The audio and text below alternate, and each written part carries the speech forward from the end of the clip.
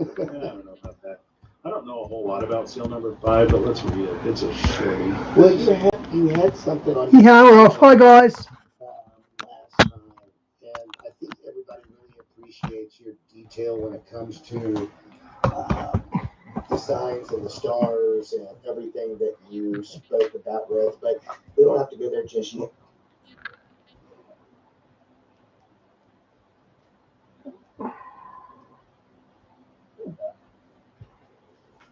Good evening, everybody. Thank you so much for being here with us tonight. This is the highlight of our day, being with everybody. It's raining here in the southeast United States. How's the weather there, Watchful? Well, it was gorgeous today. The wife Hi, went out Diane. for Good to see ya. some trail riding with the horses, Huh. so can't complain. Pretty nice weather. Oh, it's miserable here. Thank you. Oh, it is. The rain is miserable here. It's here the crazy thing is it was literally 70 degrees the day before yesterday, and it's back into frigid cold rain. That constantly shifting target. Yeah, I don't get the weather lately. We're in February. We have not seen any snow. I think it flurried just for a tiny bit, but about 2 weeks ago, my pool was literally frozen over. And today, 2 days ago, you could have gone swimming. It's it's interesting. Hey, Shawnee. Good to see ya. How is everybody? No, go ahead. With that, with the magnetic shield being depleted and the radiation from the sun, it's no wonder that the weather's going crazy. Yeah, it's Ben has had some very, very interesting videos lately. His morning show today was talking about a sunspot group that he has never seen before. Just a extremely abnormal sunspot group that is in the process to be Earth facing the way the sun is turning. And it's I'm not sure if the Earth turns or if the Earth is going, the sun turns or if the Earth goes around the sun. I always mess that up. But anyway, it's around the sun. Yeah, all right. That should be a big duh, right? So the sun doesn't rotate at all? Is it stationary?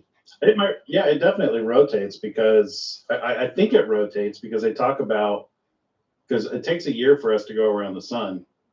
So we see all sides of the sun, but I think the way that it's facing the Earth changes sometimes. So I don't know. I actually don't know for sure if the sun rotates. I assume it does. It doesn't orbit around anything. All the planets orbit around the sun. Oh, I see a good comment by Jay Redeem.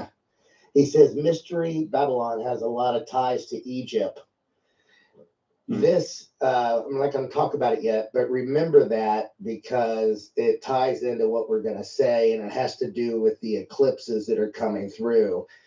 I'll plant a seed and tell you that this current eclipse that's coming, one of the first cities that it passes through in America is called Little Egypt.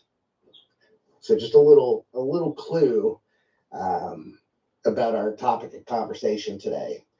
And I find that interesting only because there's a lot of reference points to Egypt in Revelations when it comes to Mystery Babylon.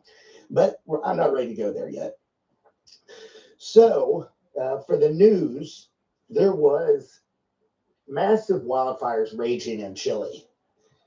Not sure what sparked it off, but 1,500 homes have burned, 60 people have lost their life, but there's a raging wildfire down there, which is odd for this time of the year. And I think, like you said, it probably ties to the atmosphere, the sun's odd activity.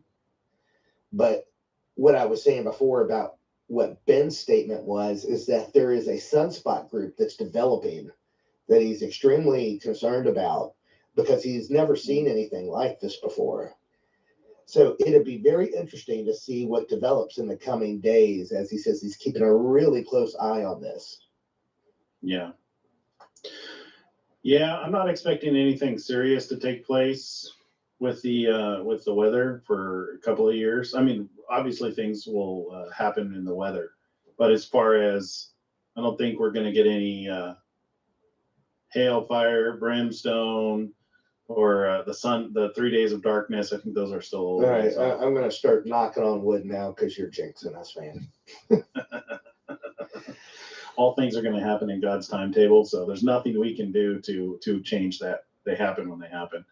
It's just it seems like we still have a period of time before we get to those before we get to basically seal number 6, when we start to see the stars fall and the earth and the darkness and the earthquakes and stuff like that. Kip says Little Egypt is an area, not a city in southern Illinois. Kip, Yeah. it's in the path, right, of that eclipse that's coming, if I'm not mistaken. Yeah. And I believe, if I remember it correctly, this little area of Little Egypt, it has a lot of small towns or monuments or whatnot that really ties a lot of it to Egypt, if I'm not mistaken. I'll let Kip correct me if I'm wrong. So tomorrow we are doing our live show with Dr. Greener a little earlier in the morning, just because of a crazy schedule. So for those who are going to join us, it'll be 10 a.m. Eastern Standard Time. But I'm interested in what he's going to talk about, because I'm not sure if folks remember Sean's background, but he spent most of his life in the military in some of the most sensitive parts of the agency. He spent a good bit of his life in hot zones all over the world, whether it be Israel, Russia, all over. So his background is in threat assessment and disabling your enemy and observing your environment. So he's actually going to talk tomorrow about threat assessment, how to disable your enemy, and how to position yourself in just about all the environments that you're in, even if you're out to dinner with your family, observing your environment to protect yourself and your family. So I'm excited to hear him talk. For the most part lately, all he's really talked about is he's had really beautiful Bible lessons and stories, but this is something that he specializes in that I think would be beneficial for all of us to pick his brain, just because it's something he's really good at, and I enjoy listening to his stuff. So, did you say you were working on the website still? Oh yeah, we're still working on that. It's gonna take some time. Yeah, more to come. Yeah. So nothing exciting to report on yet. There's just logistics, hosting, and figuring out what template we're going to use and how we want to use it and set it up. Yeah, that's something I know very little about. So that's completely your area, and I know that you'll have it done right. You're very keen to small details, which for me, we're the polar opposite in that area.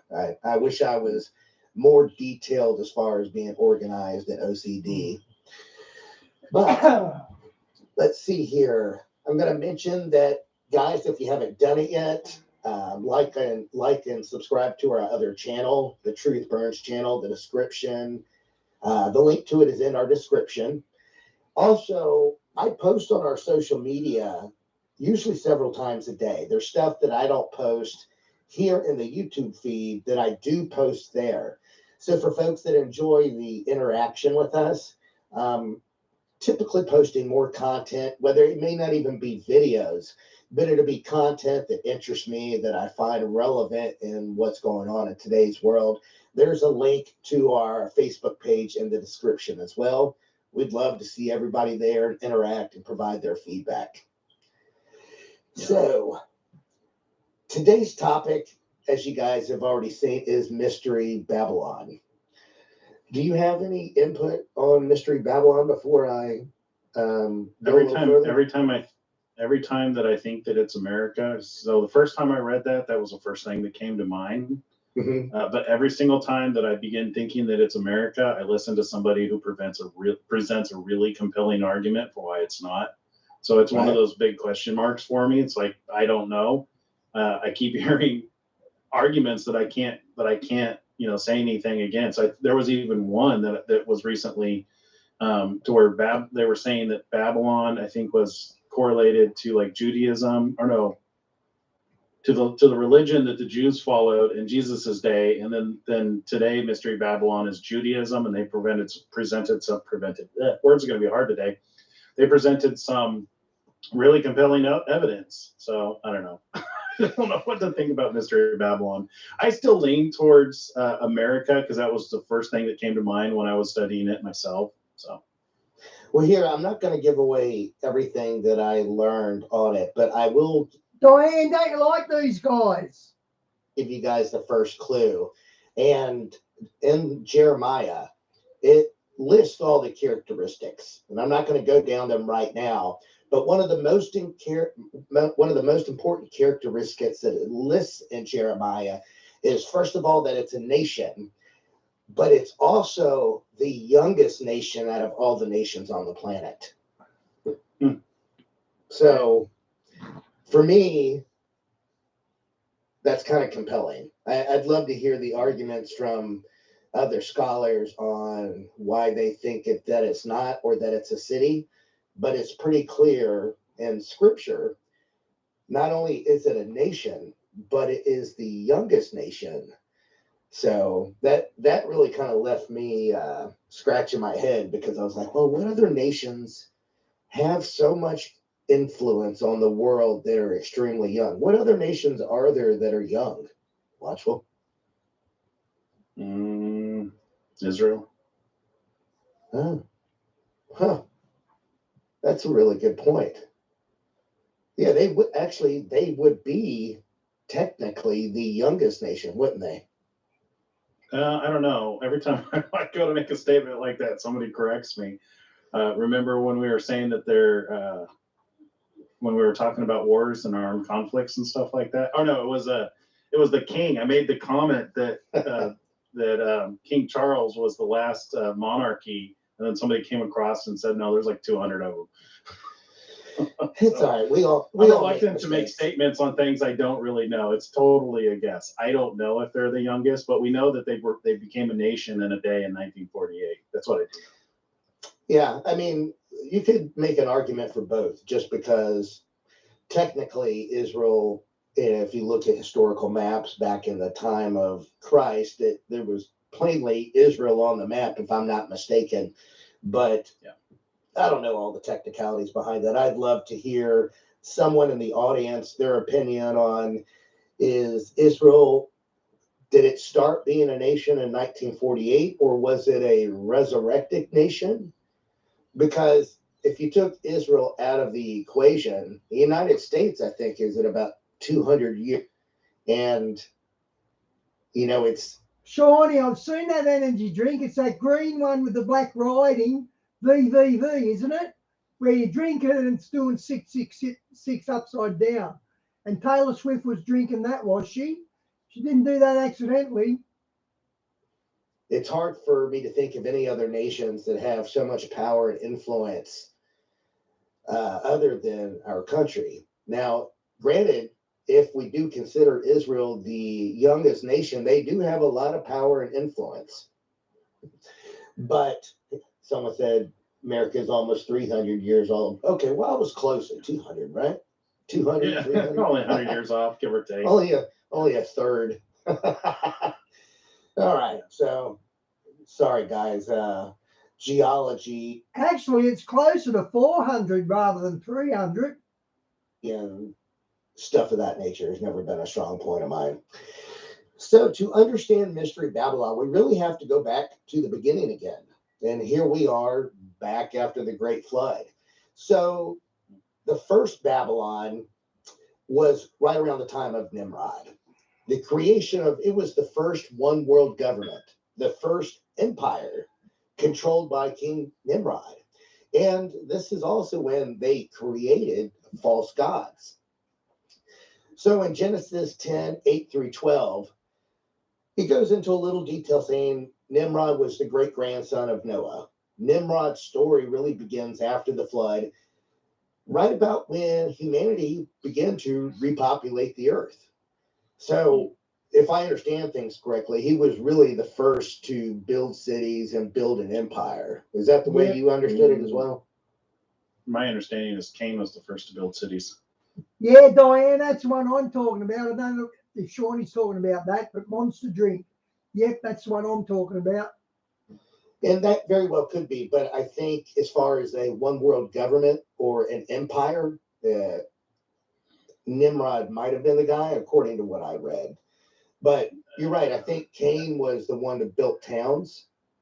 Yeah, he started Cities, condensing people together, building walls, stuff like that. Right. I think he. I don't know if there's historical evidence, but I think he also initiated the concept of money. I think you're right. I think I have some notes in there. But Nimrod's reputation as he was a hunter, he was a builder who emphasized really building several cities, including the Babel. These cities would go on to play a significant role in history. So Babylon, which is what I believe the first city was called. I'm not sure if it was Babylon or Babel. I forget the actual technical term of it. Went on to become really an influential city in ancient history. It was located near Mesopotamia on the banks of the Euphrates River.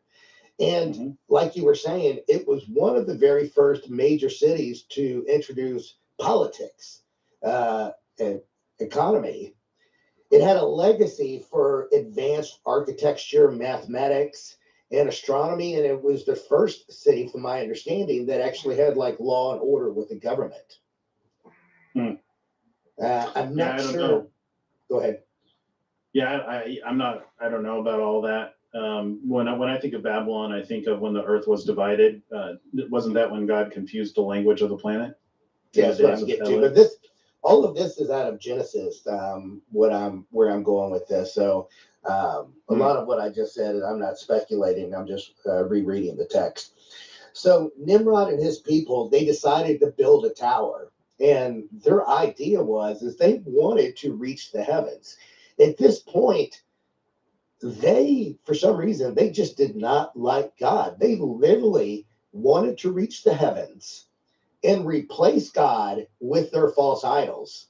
And this is something I didn't know until I started researching this. I knew that they wanted to make it to heaven, but their motivation was to make a name for themselves, like to have fame. And they wanted to overthrow God himself and put their own gods that they made up in heaven. So that really kind of fascinated me. They were pretty ambitious with that. But essentially, God struck them down. So in Genesis 11:6-9, the Lord says, if they have begun to do this as one people, all having the same language, then nothing they plan to do will become of them. Let's go down there and confuse their language so that they will not understand one another's language. So essentially, God was having a conversation with his angels. I believe it was like 80 angels. And it was actually pretty specific. But went down there and confused everybody in the, whether it was the town of Babylon or Babel, whichever you want to call it. It was the first Babylon, the first of three, meaning Mystery Babylon is the third one to come. But essentially, this put a stop to everything. The folks of the city started killing each other because they didn't understand what the other one was saying. They got really frustrated, and they were still trying to finish this tower that they had been working on for years, but none of them could communicate with each other anymore. So that's why they call it Babel. The Lord confused the language of the entire earth. So everybody pretty much from that point forward, they scattered. But what's interesting is when they scattered, that's when the development of the paganism happened. The dispersion of the people, they established different cultures and languages after the Tower of Babel. It gave rise to tons of different belief systems, everything from the gods and goddesses And almost everything that's associated with like Egypt, Mesopotamia, Rome, all their pagan gods, it all originated from that point when God scattered everybody from Babel. That I didn't know that either until I was researching this. Mm-hmm. So before I go any further, wanted to see if anybody in the chat had any questions or if you wanted to chime in on this. Yeah, it's been a really long time since I've studied Babylon and the Tower of Babel. So forgive me if I get any of this wrong. I'm just pulling from memory. Probably it's probably been 20 years since I've really looked into Babylon. But I remember that the term tower wasn't necessarily in regards to reaching the heavens, but it was representing the heavens. They were consolidating and controlling information. And I liken it today to like what we do with the internet, to where you have legacy media that controls what people think and say. And if I remember correctly, that was the gist of why they needed to be separated, is they were controlling what people think and say, whether it was a tower or whether it was, technology or whether it was books, to a degree that people wouldn't have the opportunity to know the truth. And that's why God divided them, and why they were spread out throughout the earth. And I think it's in the book of Genesis, Exodus, Leviticus. Yeah, Genesis was pretty clear. No. I'm getting to a point. Okay. In Leviticus or Numbers, it talks about when the earth was divided. I think it says in the days of Peleg was the earth divided, and I think the time frame of when he was around was during that same time frame as Babel. So I don't know if this is true. Again, pulling from 20 years, something probably 20 years ago. There's speculation that that's when Pangea was separated, to where the earth was one landmass, and then it was in the days of Peleg when the earth was separated, and that's what physically moved people around the planet. Now, I am aware that there are opposing arguments, specifically from what's that guy who owns the Dinosaur Adventureland? It's not Ken Ham. I watched a video on him earlier. It's funny you should say that. Yeah, I think his name is Hey, Ken. Bill, good to see you, But mate. his theory on that the Earth wasn't physically moved, that the tectonic plates didn't move, but that the water receded, because the only thing you need to do to separate landmass is add water, so that you can't get from one point to another. So in his research, he believes that the water just separated the continents. Either way, regardless of how it was separated, the scripture does say that in the days of Peleg was the earth divided. And so whatever it is that happened during that period of time, we know that it allowed for us to be alive today. So, and often I think that's what God does, and people don't understand that. Like when entire towns are completely wiped off the map, the Creator, being all knowing and knowing the end from the beginning, I believe he takes certain actions, because if they're not taken, then what he wants to get from his creation won't happen. So Babel, for example, had it been allowed to continue in the direction, number one, we know it was evil.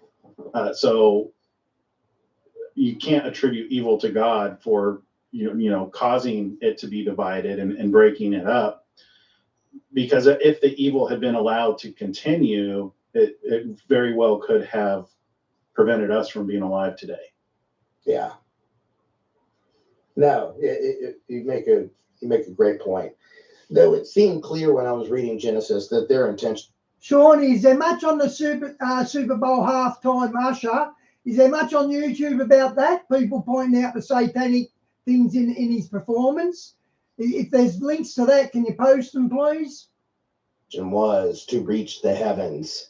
Yeah. Because they literally said in Genesis that they wanted to, and I didn't know this, that they wanted to put their gods there in replace of him. And I haven't researched on why they were so angry, but for some reason they really were angry. Kind of reminds me of, a certain group of people in today's world. Anyway. Yeah. It's not there's nothing new under the sun. It ain't nothing new. Yeah. They're trying to control what you worship. Yeah, I mean, it really reminds me of some people that, they get confused by which bathrooms, but nevertheless, we'll talk about that another time. So over time, various civilizations created their own gods and goddesses. For example, in Mesopotamia, the Babylons worshiped deities like Enlil. In Egypt, they worship gods like Ra, Isis, Osiris. In Greece, gods Thanks, like Di. Zeus, Athena, Apollo. In India, a rich and really diverse array of deities, including Vishnu and Shiva. But it's just, for me, it's somewhat fascinating how, from that point forward, everybody scattered in different directions and came up with their own pagan gods that are essentially associated with natural phenomenons, different human attributes, and just the complexities of life. And essentially, these deities or their pagan gods were just created myths based off the stories of heroism and trying to explain natural events that had happened instead of. Okay, guys, let's go and have a look at Usher's performance. We'll come back to that video I was just watching, or we were just watching. Supercharge your creative Oh, that's an ad. team with music. Find that perfect sound. Publish a 3, 2, 1, let's go. What's good, family? Today is Monday, February 12th. It is another day the Lord has made. This is your brother Adam with the Watchman Adam News Channel, back with some more end time news. Guys, let me start the video by saying thank you for tuning back in with us today. We love you guys, and your love and support of this channel, it truly means the world to us. And before we get to this video, could you please give it a thumbs up and make sure you got that notification bell turned on? That way you'll be notified every time we upload an End Times video. Now, while we're an End Time News channel, the ultimate mission of this channel is to point you to our Creator, the Most High God, and His Son, Jesus. And family, nothing demonstrates God's love for us more than John 3:16. For God so loved the world that He gave His only begotten Son, that whosoever believeth in Him should not perish, but have everlasting life. And family, that Son's name is Jesus, and guess what? He's coming back for His church, and that's facts. Now to today's End Times video. Okay, family, today we're going to be talking about the performance of Usher last night at the Super Bowl 58 halftime show. Family, there's a lot of disturbing things that went on in this performance that you may not know about. We're going to be talking about them today. Family, in the performance, they paid homage, and it was straight worship to Asherah, also known as Ishtar, and Baal. And family, I got a lot of evidence to back up them claims, but first, let's look at these two scriptures right here. Numbers 25:3. And Israel joined himself unto Baal-Peor, and the anger of the Lord was kindled against Israel. Now, family, one of my favorite stories from the Bible is when Elijah slays the prophets of Baal. I think that is just a really cool story, and I've always loved it. And family, what if I told you prophets of Baal still exist today, and there's been a big increase in Baal worship in the past few years? Yep, we know. And family, you see, Baal was one of the deities that the children of Israel worshiped instead of the Most High God. But family, there's another deity they worship as well. And family, that would be Azarah, also pronounced as Ishtar. Some people even pronounce it as Easter. You can see her when you look at the Statue of Liberty, Starbucks, and many other symbols. And family, there's a lot of people who believe that she was actually Baal's wife. Now, you don't read about Ishtar in the Bible, but you read about Azariah. In 1 Kings 18:19, when all of Israel was summoned to meet on Mount Carmel, and the prophet Elijah faced off against the 850 prophets, it was 450 prophets of Baal and 400 prophets of Azariah. And family, this right here says Azariah and Ishtar are all manifestations of the same goddess who was worshipped in different regions, where people were divided by language and geography. And family, you see at the bottom, it was associated with a supreme female deity of the Phaeacians, associated with Baal, the supreme god. So really, worship of the two go hand in hand together. Now, family, it's time to break down Usher's performance last night at the Super Bowl halftime show. and I'm going to show you how he worshiped both these deities. Okay, number one, it was the Apple Music halftime show. Look at that Apple logo. What do you see? It's an apple with a bite taken out of it. Family, that represents the fall of man. And family, in the Bible, the Most High refers to himself as I am. That's why they call it the iPhone, the iPod, the iPad. And it's no coincidence that the first Apple computer sold for $666. Think about all that. And family, before Usher even took the stage at the Super Bowl, he had to go through this humiliation ritual. Have you ever seen Usher wear a dress? Family, this was his press release for the Super Bowl announcement. And guys, you can see in his face, he looks very defeated. Now, family, when he began his performance, this is how he come out right here. Do you notice the crown-looking thing behind him with 8 points? Remember that picture right there. Now, family, this is a list of all the symbols associated with Ishtar, also known as Azariah. And if you see number 5, 8-pointed star on or off of her staff. Family, if you need some visual pictures, there are some right there. Some of them are symbols I know a lot of you recognize. Now, family, once again, look at this picture. They let us know right off the rip what this performance was all about. What you see behind him is known as the crown of Ishtar or the crown of Azariah. No matter what you want to call it, it's the same thing. Now, if you look in this picture right here, you see Ludacris on your screen. But if you look to the left, you see the woman on the pole. And you may think, well, that's not abnormal at all. That's how society is today. That's how these rappers doing their videos. No, sir. That is a representation of Azariah's pole or Ishtar's pole. It's actually what Deuteronomy 16:21 is talking about. Now, family, something else associated with Azariah or Ishtar is a seductive woman. Hence the pole in the last one. But family, Usher's performance, he had Alicia Keys on stage with him.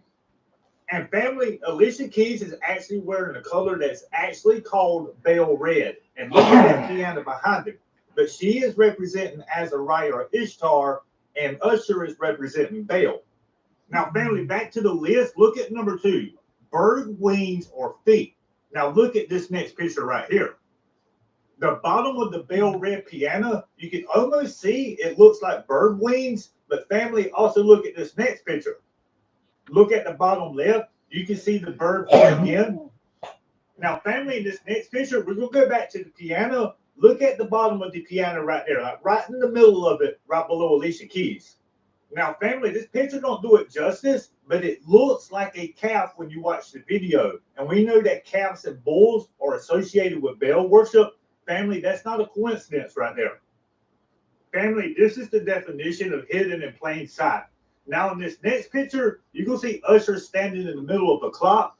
Family, that represents being in the end times. I truly believe that. And this next picture, you'll see Usher in the center of the circle again, and it looks like he's surrounded by flames until eventually he's engulfed in flames. I believe them flames represent the pits of hell. Now, family, look at the way that stage is designed. Remember that. Number 1 was a ring, measure line, and a rod as a symbol of Ishtar or Azariah.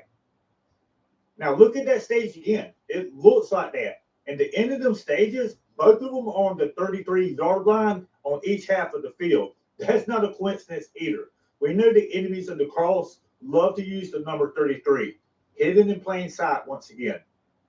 Now, family, I also want to note that during this performance, at one point, Usher almost looked like he was possessed. And family, the performance was loaded with imagery like checkerboard floors. We all know what that means. That's a messianic image all day long. Pyramids, and family, just throwing it right in our face still. Family, we continue to see these musicians and celebrities show us what they are all about, family. They're not even hiding it no more. They're throwing it in people's face. They truly don't care. Now, family, if there's anything I missed and you saw the performance and you want to let us know about it, drop it in the comment section below. And I also would love to hear your thoughts on this video. Family, we are truly living in the end times, and the closer we get, we're going to see more crazy stuff like this from celebrities, Hollywood, the music industry, because that is one of Satan's biggest tools, family. Just keep on looking up, because our redemption draweth nigh. Family, I'll be back with the end time news update tomorrow. I planned on doing that today.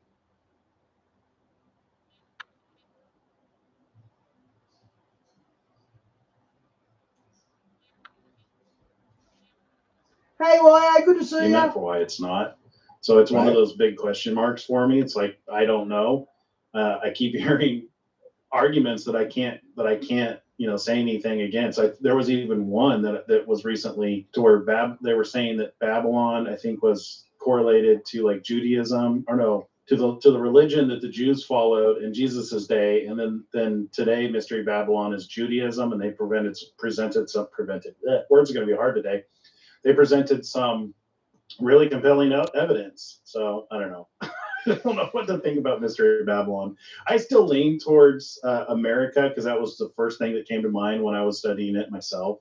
Well, here, I'm not going to give away everything that I learned on it, but I will give you guys the first clue.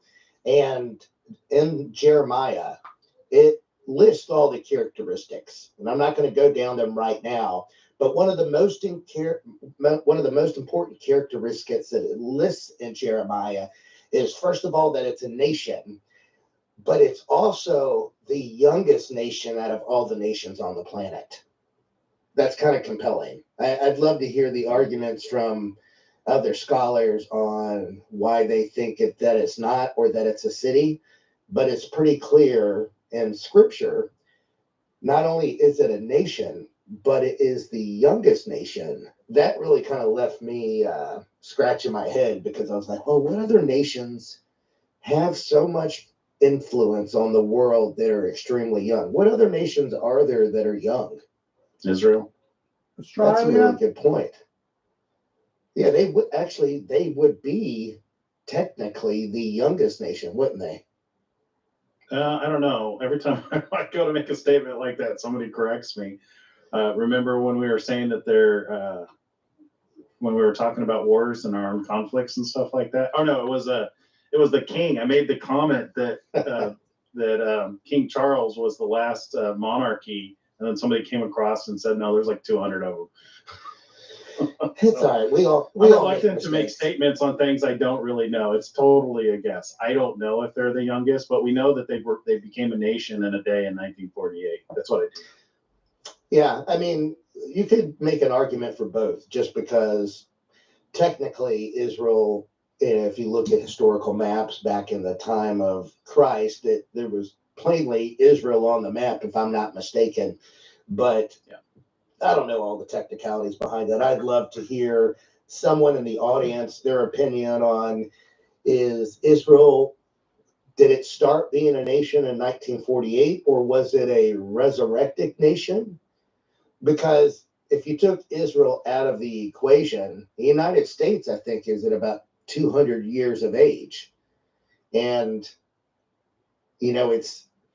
it's hard for me to think of any other nations that have so much power and influence other than our country. Now, granted, if we do consider Israel the youngest nation, they do have a lot of power and influence. But someone said America is almost 300 years old. Okay, well, I was close at 200, right? 200, yeah, 300? Only 100 years off, give or take. Only a third.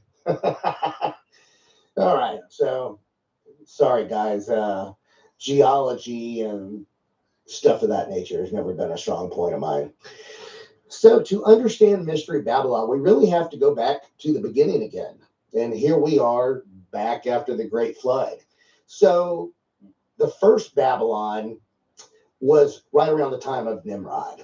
The creation of it was the first one world government, the first empire controlled by King Nimrod. And this is also when they created false gods. So in Genesis 10:8-12, he goes into a little detail saying Nimrod was the great grandson of Noah. Nimrod's story really begins after the flood, right about when humanity began to repopulate the earth. If I understand things correctly, he was really the first to build cities and build an empire. Is that the way you understood it as well? My understanding is Cain was the first to build cities. And that very well could be, but I think as far as a one world government or an empire, Nimrod might have been the guy, according to what I read. But you're right. I think Cain was the one that built towns. Yeah, he started condensing people together, building walls, stuff like that. Right. I think he, I don't know if there's historical evidence, but I think he also initiated the concept of money. I think you're right. I think I have some notes in there.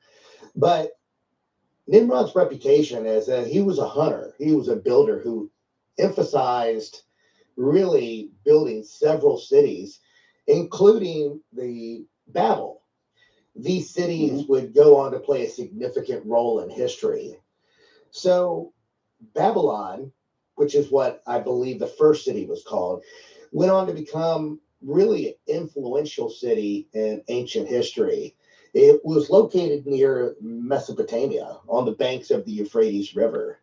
And like you were saying, it was one of the very first major cities to introduce politics and economy. It had a legacy for advanced architecture, mathematics, and astronomy, and it was the first city, from my understanding, that actually had like law and order with the government. So Nimrod and his people, they decided to build a tower, and their idea is they wanted to reach the heavens. At this point, they, for some reason, they just did not like God. They literally wanted to reach the heavens and replace God with their false idols. And this is something I didn't know until I started researching this. I knew that they wanted to make it to heaven, but their motivation was to make a name for themselves, like to have fame. And they wanted to overthrow God himself and put their own gods that they made up in heaven. So that really kind of fascinated me. They were pretty ambitious with that. But essentially, God struck them down. So in Genesis 11:6-9, the Lord says, if they have begun to do this as one people, all having the same language, then nothing they plan to do will become of them. Let's go down there and confuse their language so that they will not understand one another's language. So essentially, God was having a conversation with his angels. I believe it was like 80 angels, and it was actually pretty specific.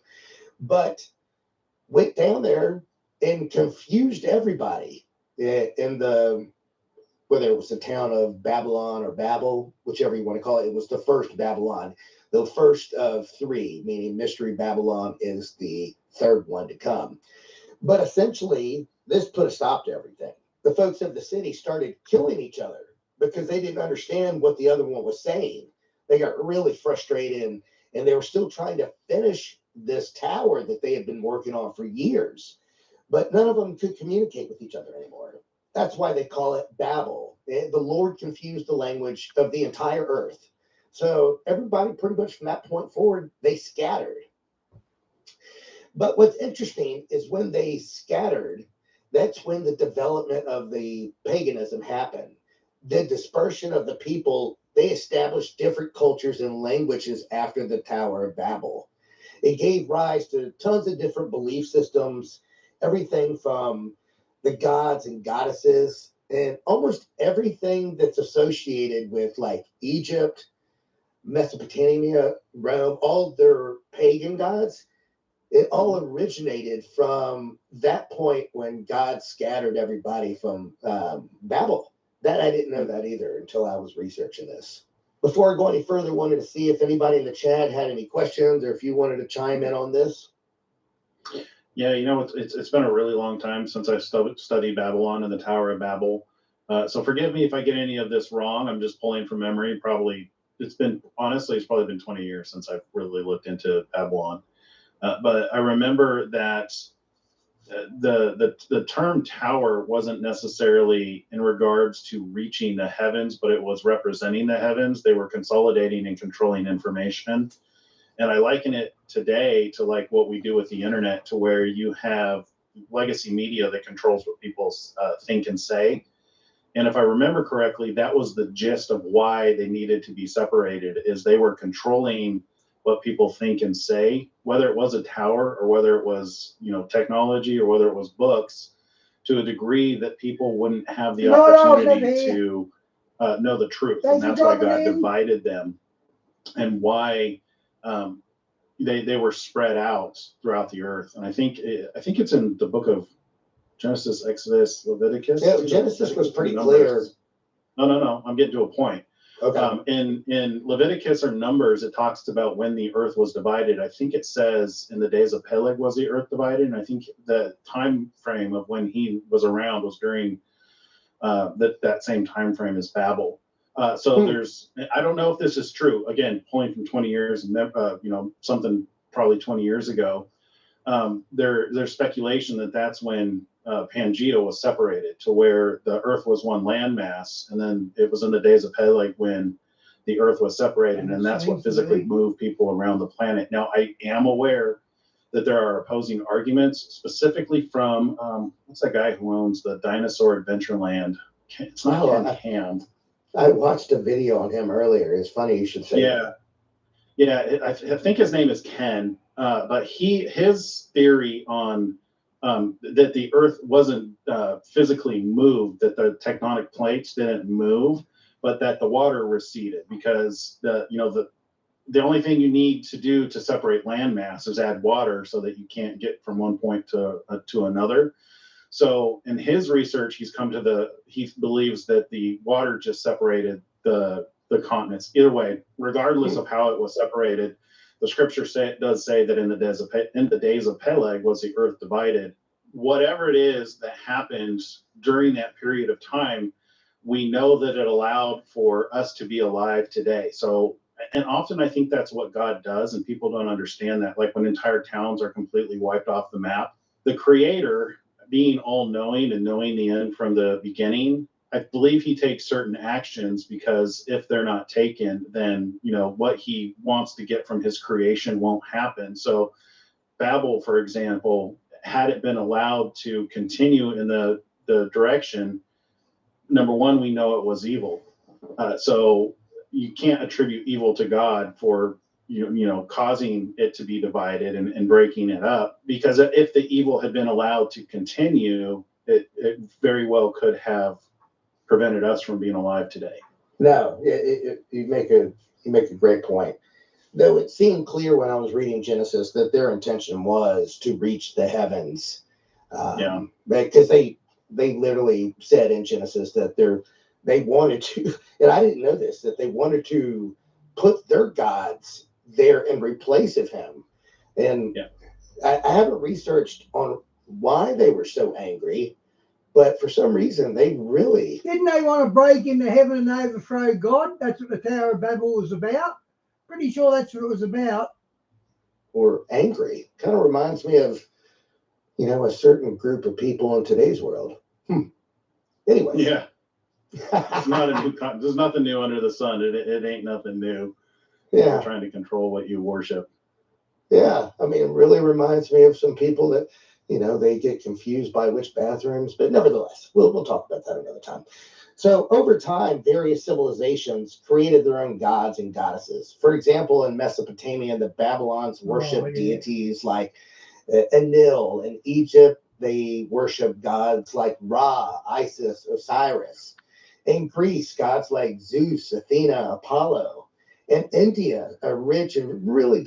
Diane, he doesn't know as much as we do, does he? The guy on the right? We know more than he does. We know more than both of these guys, actually. Diverse array of deities, including Vishnu and Shiva. Let's check this one out. Joe's booked 12,000 flights. Nat finds hotel deals from Frankfurt to Fiji. Alex knows every corner of a cruise ship, and Tim has touring down to a T. Talk to your... Hey folks, welcome to the Two Witnesses Live. We're excited to be here with everybody today. We have a very interesting topic to discuss. I'm going to let Craig run with it for a second, because he is always on the know and has researched King Charles, Prince Charles for a long time. He's been following the details of his journey from the very beginning, because it goes back into the 80s, maybe even earlier than that, with everything with, the climate change initiative and his dealings with the WEF and what they got cut. Yeah, okay, I won't do much of these guys anymore, because we know more than them. There's no point. But I'll let this one finish with Craig Bong, because he knows about Charles being the green horse. I mean, so Craig, I'll just let you go ahead and just give us an update on things on your research. Well, I've been researching since 2005. I became interested in 1992 when I worked at a Masonic temple in Scranton, Pennsylvania. So, and I was a dishwasher, and that's kind of where it all started. But I didn't know what avenue to take until later when I went to California, and I ran across stuff that said, "Hey, this is very interesting," and this kind of reminds me of who the Antichrist is, or could be down the road. So I started researching the royal family at that point, and the Order of the Garter, and Freemasonry, lingo, and everything that goes with that. And I've written basically 30 reasons why King Charles is the person that we should look at for being the coming Antichrist. So he is not the Antichrist now until he sets up the abomination of desolation. But he fulfills all of the signs to date that suggest that he is it. And then we've had the diagnosis that he has cancer, and it doesn't appear to be too big of a deal. He's expected to recover. And at the same time, he's supposed to strengthen here in the next, early 2024. He's supposed to strengthen the UAE consensus that was a start of a 7-year sprint that happened December 12th of 2023. And that's supposed to happen here early 2024. It's called the Terra Carta Accelerator. We'll see when that takes place. So I remember your story about being a dishwasher at a Mason Lodge, if I remember that correctly, which is how that kind of got you spurred on this topic. Yep, 1992 is the Scranton. It's Scranton, Pennsylvania. Yeah. So I was just working as a dishwasher. Well, we'd love to hear all the pieces of the puzzle that you've put together on why there's really no other alternative than him. So there's basically approximately 30 prophecies. I'm not going to run through it, or actually there's more. There's like 35. Number one is that he arises during the generation that sees Israel reborn in a day. In 1948, Israel was reborn in one day, May 14th, and November 14th, 1948, Prince Charles of Wales was born. And that's Ezekiel 36, verse 24, Matthew 24, 32 through 34, 2 Thessalonians 2:4. So those are the passages of scripture. The second prophecy is the Antichrist is we know from scripture he's a royal prince within the boundaries of the ancient Roman Empire. And we know from looking at the ancient Roman Empire that extended up into Great Britain. And Great Britain was known as the land out of the sea in Revelation, I believe it's Revelation 13 and 17, those two chapters combined, and we see that the beast comes from out of the sea. Number 3, the Antichrist is associated with the people of the prince that shall come and destroy the city of the sanctuary. Titus actually ruled in Germany and also his father, but they ruled in Germany and Great Britain. The fourth one is the Antichrist is called the man. So that's just common sense. We know he's a man, and his name Charles means man or manly. Prophecy number 5, the name of Antichrist should count up to 666. And the ancient gematria, and his name is Sheets. Charles means Wales in Hebrew, and with the numeric values added to that, you can come. It's depending on how you spell it, you can come up with 666. So prophecy number Daniel 9:27 associates the Antichrist with specific Roman emperors, and Revelation 17:9 through 13. That states there are 7 kings, 5 have fallen or 5 have descended. One is, and the one who is to come is also an 8th king. So it basically says there are 7 kings. One is, so the other 7 are not. So the other 7 are dead. So if you go to the Encyclopedia of the Holy Roman Empire, you'll find that there's 7 King Charles, and King Charles III would be, if the Holy Roman Empire is revived, the eighth in succession. So wow. And he's descendant of King Charles V of the Germanic line. The little horn of Daniel 7 is the final Antichrist who sets up behind the scenes to be great or one having prestige among the others. That's what the little horn represents. The reference to that of the little horn is in ancient time always connected to that of. I don't get the copyright rules, Di. They're getting this from God, so why are they copyrighting it? They should be glad people are sharing it. The royal prince, and on his coat of arms we see the little horn. The Antichrist must fulfill the expectations of the Jews for their long-awaited Messiah. King Charles has been circumcised by a Jewish rabbi, and he's highly respected among the Jews. Number 10 is he deceives the Jews, so who are returned to their land and establishes the state of Israel into a deceitful covenant with their neighbors who seek their destruction. So we see that being played out right now.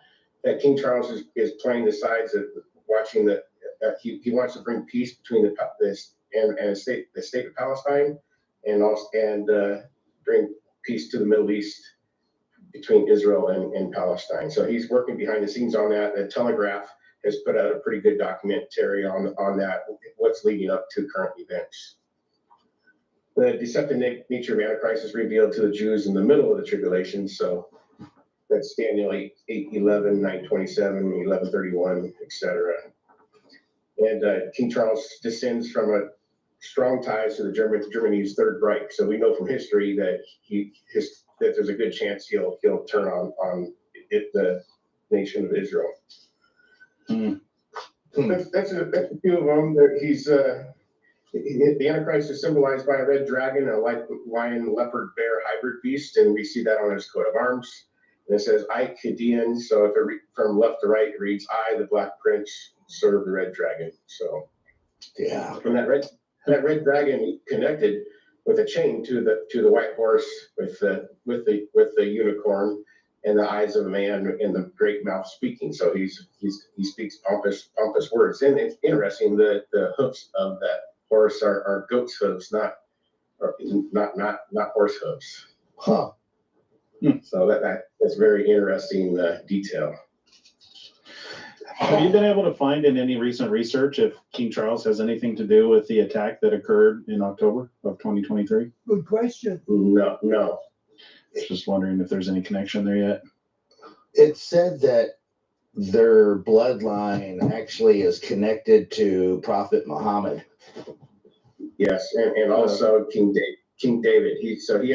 He connects a bloodline all the way to King David. I don't believe it's true, but that's their connection. It's on Ancestry.com, and that he has the right to the throne of David, and that's why he was crowned on that chair at his court on May 6th, and it's called the Stone of Stone, and they believe that's the same stone that King Solomon and King David were both crowned upon. Wow. I saw that video Janie Duvall did on the coronation, and there appeared to be a dark figure that walked through the back of it. Do you remember that, Craig? That's the moment I turned the TV off. I missed it for a few minutes. I saw it later, so I know about it. And yeah, it's just like a Grim Reaper that walked past the back door. Unbelievable. It was. For a second there, I thought it had to have been fake, because it literally, just like you said, it was a dark black outfit, hooded creature. The only thing it was missing was the sickle, but it crossed in the back for just a few seconds, and my jaw dropped. There's so many. Go ahead. It reminded me of the people who were doing the sacrifice at the CERN ceremony. They were wearing similar hoods. Yeah. For folks that haven't seen Charles's coat of arms, that is probably one of the most outstanding attributes to this theory. On the playback, I'll put it up on the screen, but you can Google this. It's available everywhere. But just about everything that's listed in Daniel and Revelation is on his coat of arms. I mean, it's pretty compelling. And like Craig said, he was born the same year. I think almost 6 months after the birth of Israel, he was born, right? Yeah, 6 months to the day. Wow. Wow. And then you got the image of you got the peace image. It means that he comes in peace, and it's the 3 ostrich feathers. So that same image was put into a bow, and with 17 different colors and 18 lines, and at the World Economic Forum in 2020, and it revealed him as the person behind the unveiler of the Great Reset, and it also tells you prophetically their prophetic way of putting it, that there's an 18th SDG coming, and that would be most likely concerning a peace deal between Israel and Palestine. You know, there's a lot of people that are skeptical of what type of power he has, and I've tried to explain to folks that he has a lot more power than what folks understand.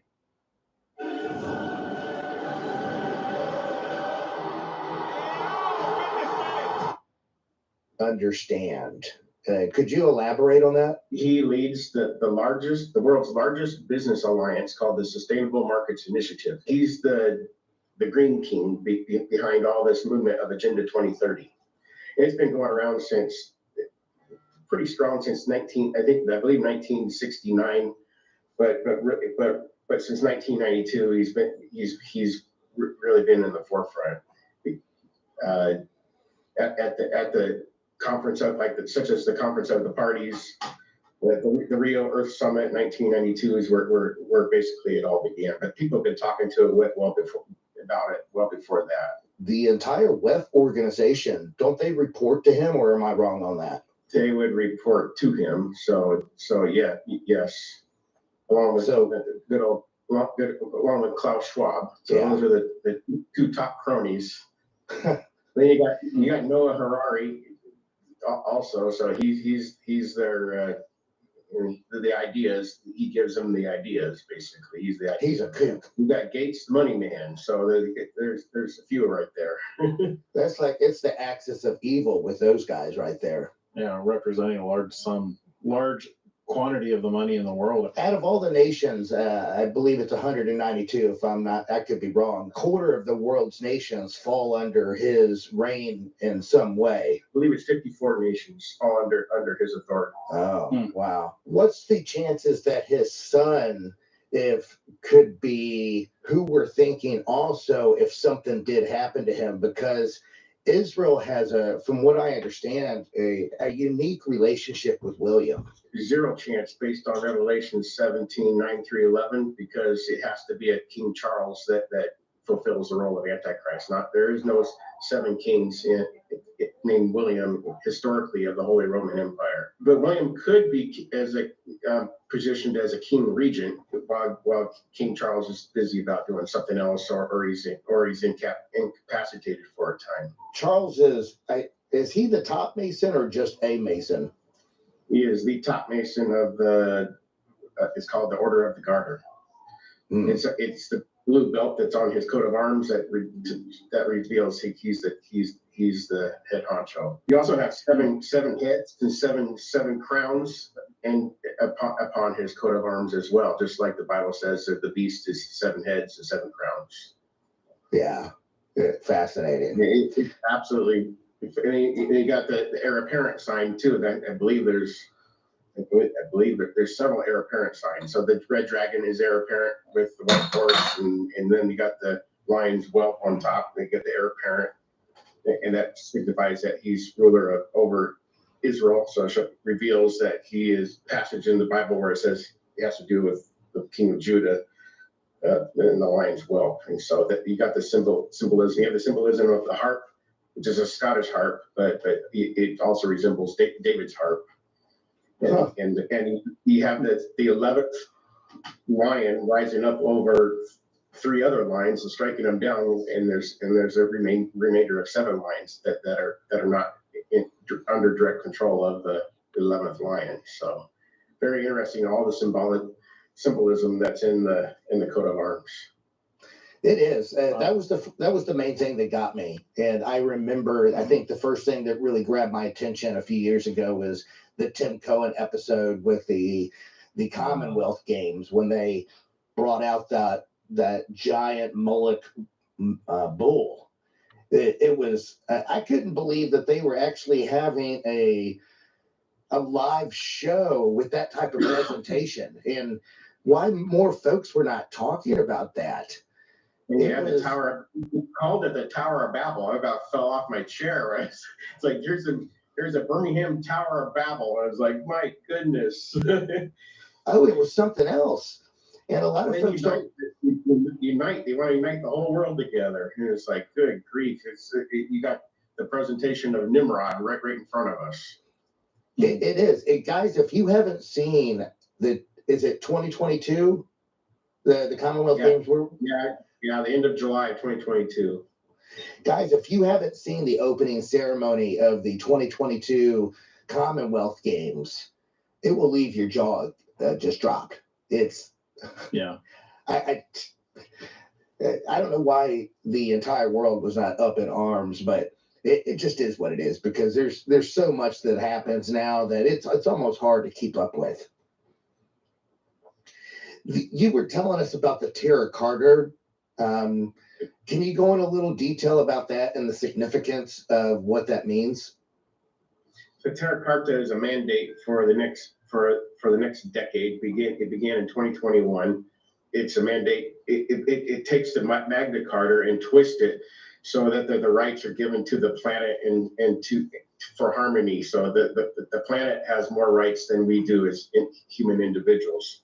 Wow. And then per year, beginning in the early 2024, there's supposed to be 10 principles added per year, 5 on water use and 5 on land use, which you just Google Agenda 21, and they'll show you from 1992 what the plan is, and it's water control and land control.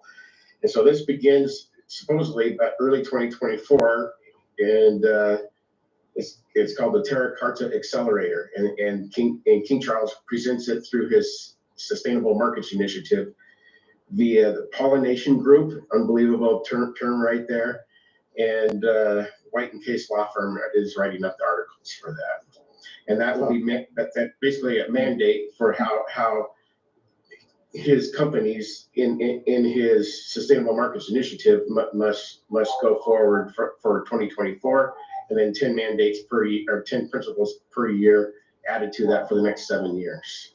So it begins supposedly early 2024. The next update is slated for February 12th, approximately. So based on current events, I can't give you an absolute guarantee on that. But based on analyzing his website, usually he posts every 3 to 4 weeks. What type of impact do you think initially that will have on society? It's total and absolute control. Huh. So it's into 2030. So that's what this whole thing is about, is Agenda 2030, and King Charles is behind the whole thing. There's a book written about a decade ago, a little over a decade ago, by Joan Vion, and it's called Global Straitjacket, and it reveals the whole plan by the UN and who's behind it, and it's King Charles. So do you think King Charles is the beast who's given authority to persecute the saints for 42 months? And when do you think that starts, if you do? That would start at least 3.5 years down the road. So in the middle, after the abomination of desolation set up. Yeah. What do you think the abomination of desolation is? Hypothetically, at least 3.5 years from our discussion here. Okay. So, and things could prolong for another year, and it could be 4.5 years, or maybe it's 5.5 years. But I'm looking at the Terra Carta Accelerator as a possibility of being the confirmation of the covenant. Interesting. Interesting. Yeah. So, but it has to also include the state of Israel. So Israel's a key player in all of this, and it has to include some sort of peace agreement between and a promise to both Palestinians and the state of Israel. So there's that in play, and it's called there's a 7-year deal that was signed March of last year. It's called the UK-Israel bilateral agreement. It's a 7-year agreement signed between the UK and the state of Israel. Oh, really? They've already signed that? They've already signed that last March. Now, whether that's so they strengthen that deal or they strengthen another deal, that's remains to be seen. So that gives a promise to the state of Israel that the UK will give them protection. Huh. I didn't know that. Yeah, you So- Google that later. UK Israel 7-year bilateral agreement.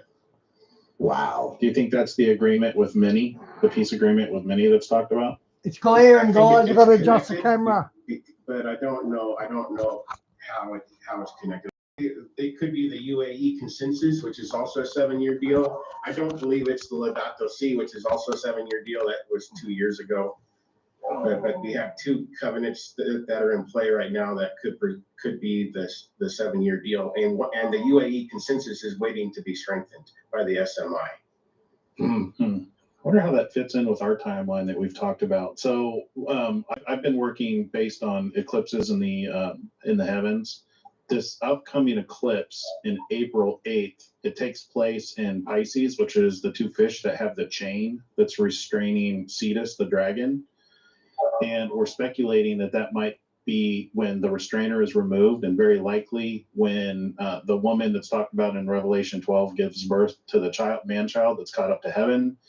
And when the woman flees into the wilderness to be nourished for 42 months, we're speculating that might be when the two witnesses, we're not claiming to be the two witnesses, we want to be the channel covering their work. We're speculating that might be when the two witnesses receive their power and authority to prophesy for 1,260 days, either around that time. And that's based on looking at the festivals, because there's a festival on the Jewish calendar called the Festival of First Fruits that starts on April 28th of this year, 2024. And if you count 1,260 days from that festival, it lands on the Day of Atonement in 2027, which is October 10th, 2027. So based on the signs that are in the heavens, we're thinking that we might be in or around about that time frame to where we could very well see the two witnesses receive power and authority. And we're speculating that the two witnesses will probably be groups of people, like maybe Smyrna and Philadelphia, based on Revelation 11:4, when it talks about the two witnesses are the two olive trees and the two candlesticks, because we know that Revelation defines candlesticks as groups of people. So we're kind of we're tossing around on different ideas on the timeline and what can happen. And that was one of the things that we were wondering, is that going to be the start of the same 42-month period of time of persecution when the two witnesses receive their power and authority? It's possible. I believe the whole calendar is all screwed up based on You and me both. I'm trying to understand the calendar. I gave up. 23 verse 39 tells you the time of year for Feast of Tabernacles, I believe. I believe that's what it's Feast of Tabernacles, and it's supposed to be after all the produce of the land has been harvested. So I think the whole thing is all screwed up. But I don't know by how much. I don't know if it's my theory is 3 months. Maybe it's more, and I just don't know. And I work in farmland and around farms, and I go, man, there's no way this thing is correct. It's like this thing's way off. And I ask the farmers, I go, do you think the Hebrew calendar is correct? They go, no, it's way off. And it's right. I have letters from the state of Israel, and they claim the agriculture department of the state of Israel knows their calendar is off, but they don't know by how much. Right. It's called the Hillel 2 calendar, and it was established apparently in 359 AD, and that's the calendar they use today. And it was, so the whole thing's screwed up. But we can probably agree that the new month begins on the new moon, whatever timeline that is.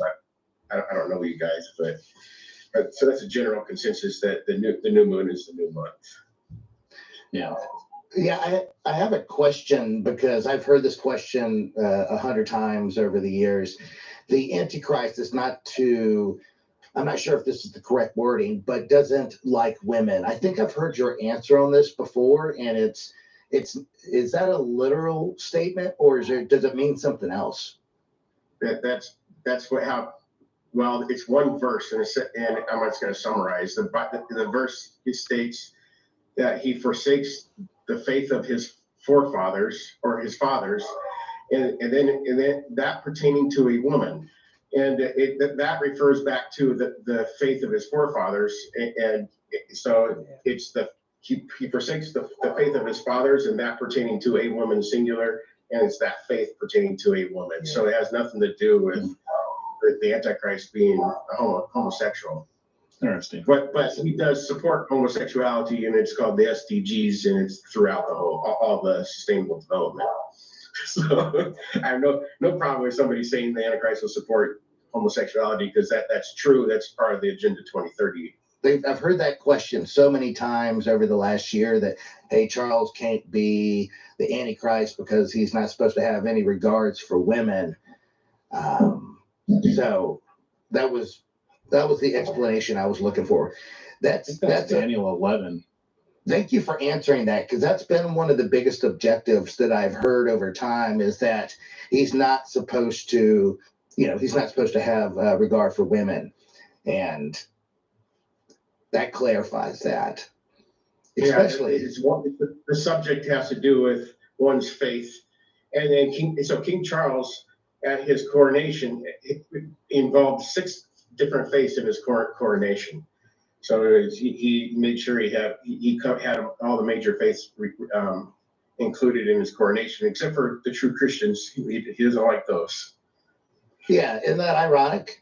Yeah, there was a Islamic imam there. There was a rabbi. I think there was even a Hindu priest. Yeah, there was as well. Hindu priest, and then you had the Anglican Church as well, and then they had 2 others. I don't remember who they were. Oh, he had Islam. So he made sure he included Islam. So he's the king of all faiths, and you have Pope Francis who wants to include all faiths, and you have the Abrahamic family house, which pictures that in Abu Dhabi. So the people are supposed to adore the Antichrist, and so another objection that I hear is that he's too old and no one likes him. How does that fit into the narrative? Daniel says he's despicable. He's not well liked, and the honor of kingship shall have not been given to him. So that means people despise their king, that they don't give him the honor that he is technically worthy of. They can't go with Camel Breath Harris. They're gonna bring in Michelle Obama, Michael Obama. That's their only option. There's no one else can beat Trump. So I reckon they're going to bring in Michael Obama. His Majesty. Oh. So that people take a passage where it says they're forced to worship. Actually, it's the worship to the Antichrist is forced upon by the false prophet, and they say, oh, the Antichrist has to be well liked, and it's like, no, the Bible says he's despicable. That means he's not well liked, and he's not given any honor of his Majesty. So wow. It's actually the total opposite of what everybody believes, and I think it's a fault of the preachers behind the pulpit that have told that storyline for centuries, and it's just an old storyline that needs to say, hey, that's really not what the Bible's saying. Wow. The worship of the Antichrist is forced. They take that mark when that 7th head of his is revived, which is political.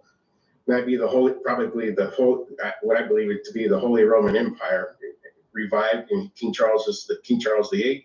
Then people all wonder and follow after the beast, and that happens in the last 42 months of his reign.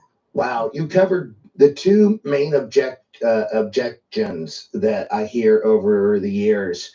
Everybody is convinced that he will be loved and adored by everybody, and that he's supposed to have no regard for women. So you answering both of those, that is really it's like the nail in the coffin, because that was the 2 biggest reasons people always pushed back. I had no idea that in Daniel it said that he is despicable. Wow. Revelation 6:2. It's the opening of the seals, and it's past tense that he had been given a bow and had been given a crown. And so the bow was given to Prince Charles in January of 2020. It's right at the World Economic Forum. You'll see the 3 ostrich feathers above his head, which is the Great Reset reveal, and that was the bow. There's 66 images behind him at that speech, and one in color. So there's 65 images in white, and then the 60, and then you have the image, one image in color. In every single bow has the numeric value of 666. He's wow. Right in there when he was doing his speech, and I about fell off the chair. Diane, think about that. 1,100 earthquakes just in one day. And when I was a kid, you'd see an earthquake 2 or 3 times a year around the world. Now we're getting thousands in a week. This is absolutely crazy. It's got to be Planet X, surely. Like, telling the whole world, he's 666. Yeah, he has 6 lines in each bow that's right behind him. Have you got the strap straight? Yep, all good. Look, Mommy, it's Jack. Yeah, he's got a ring that has that on it too, I think. Yes, he has a ring that has it on it too. I have the coin that has the same imagery. Yeah, there was I can't remember what it was called. It means he comes in peace. So the meaning of that is he comes in peace. I can't remember what it's called, but there was a statue of him. I forget what the name of the statue was, but he was essentially in just a garment standing on top of something, but it was very relevant, but I can't remember what exactly that was. That's a statue that's supposed to be erected in a Brazilian town. It's him in a loincloth stepping on all the people. And, yeah, they're basically worshiping him as their savior. So it's the savior of the world is, I believe, the title of that image. Wow. Yeah, on the replay on this, I'll take a picture of that and put it back up. I think Tim Cohen had speculated that actual statue could be part of the desolation. Something like it could definitely be part of the abomination of desolation. I think it'll be like something digital or what's it called when you can zoom yourself over to some other place. And Prince Charles of Wales has done that, where he beamed himself to Abu Dhabi several years ago. Wow. So it's yeah. Wow. He spoke in Abu Dhabi, but he wasn't there in person. But you could see him there in person. Huh. What's the chances it was a clone? Yes, they're talking about clones last night. It's what's the hologram technology? So he's used that in the past. What is his connection with the Pope? Because I hear a lot of people always say, no, it's going to be the Pope. But my thoughts is the Pope is probably the false prophet. There's some significance there, isn't there? There is. In fact, the Laudato Si is a 7-year, 7-sector covenant that started 2 years ago, and King Charles is behind that for presenting that to the Pope. And I had documents for that. It's all in Russian, but it's in my files somewhere, so I can't talk too much about it. But that was so that's very well documented, but it's all in Russian.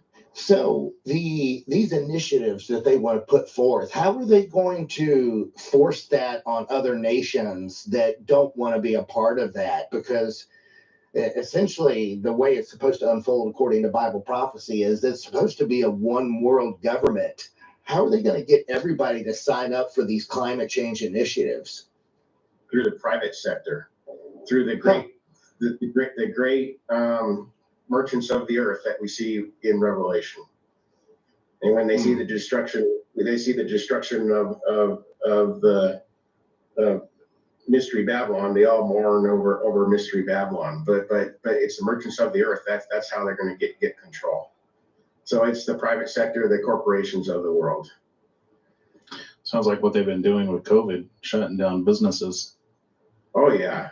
So do you believe that mystery? How the hell do you accidentally put your baby in an oven? How's that an accident? She should be in jail for Wow, that's what a terrible way for that baby to die. She should be in jail. Babylon is a country, or is it the corporate body that you were referencing? I believe the Mystery Babylon is specifically is Rome, but it's greater than that. It includes. Why? I can't see how you can mistake an oven for a crib. I can't see how you can do that. It's no matter how drunk you are, an oven is an oven, or how stoned you are on pills or whatever. Yeah, this is purposely done. She should be done for murder. Washington D.C., New York, London, and in the state of Israel as well. You know, I could understand that too, because we often refer to how Rome became a religion, and now that religion, it dominates the entire world. And I could see, you know, from many different perspectives, to where it would be a big deal when you say, you know, Mystery Babylon is fallen, because they've been around for so long. Yeah, and the Pope is behind all the things that happen in the world. So he and actually you got King Charles too, that they're behind, that they have their secret meetings and their secret letters that go out throughout the whole world. And the Holy Roman Empire was set up as a Pope and a king, and eventually that's going to happen again, where you have the Pope leading and the king leading in the final 42 months. So it's a revival of that empire that the world will see. But when Mystery Babylon is huge. I mean, it encompasses the whole world, but it's based out of Rome. Thank you for watching this segment from our live show. We are live every night, 9 p.m. Eastern Standard Time, except for the Sabbath period. Shop today with more time to pay with the Latitude Gem Visa credit card, because with 6 months interest free on everyday.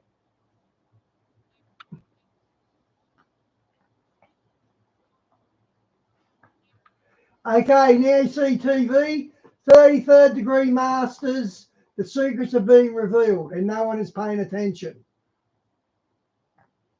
Stop it, you're making a laptop rock, doggy. And I stood upon the sand of the sea and saw a beast. Rise up, rise up, rise up, rise up.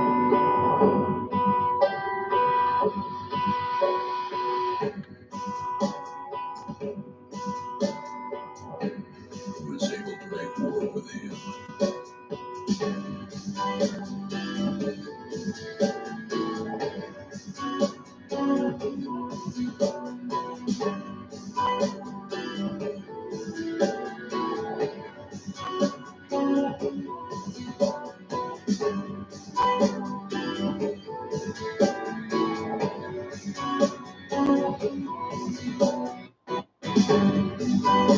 Hey, Lars, good to see you, mate.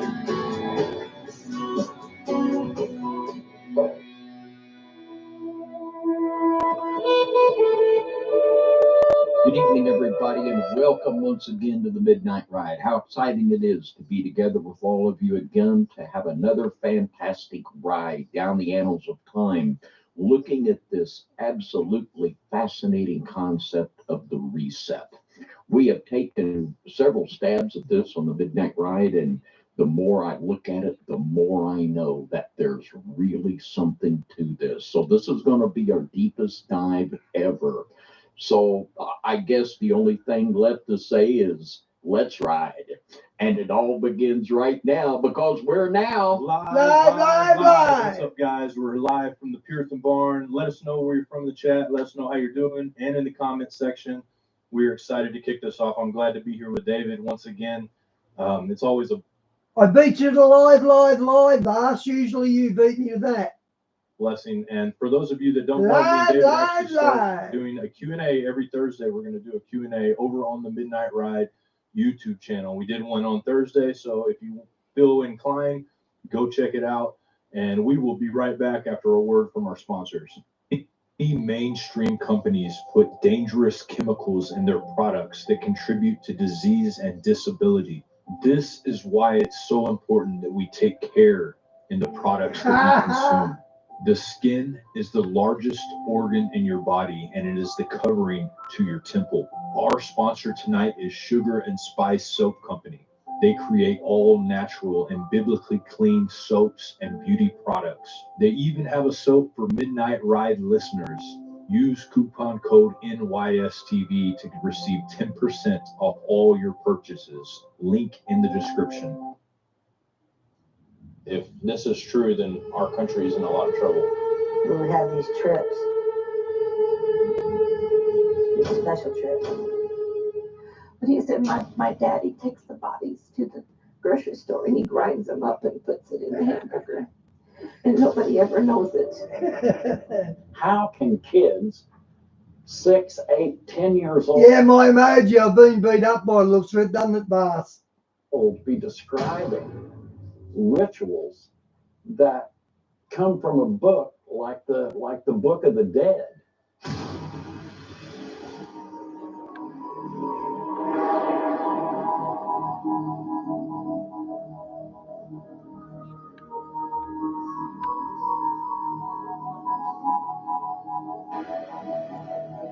It's hard to get your mind around people being capable of this kind of evil. All right, guys, we're back. Thank you. And if you guys like anything that you see in that, go check it out in the link in the description. Also, I want to give you guys a opportunity to get some Midnight Ride mugs here that we have. You can get them 50% off over at Truth or Fit if you use the code #TourAhead. The link is in the description. It's a great code to get half off, and I think you'll like these. There's not a ton of these left. I think that the last run of these is coming up here in the next week or two. So make sure you guys check them out. David, I know you guys got stuff going on over at FOJC. Let's hear about it. Well, we're really excited. Tomorrow night, 7 p.m. Central Time on our FOJC Radio Underground Church YouTube channel, we're going to... Okay, it's going to be glary. Number 4. These guys are glary anyway, to be honest. With Brian Reese and myself. This one was going to be entitled Hawara, the Line for the Fallen Ones. I guarantee you, it'll get you going. It'll get you going. So that'll be there if you would like. You don't hear much about that one, so that would be interesting. Yeah, it is. I'm going to enjoy this, and I think y'all will too.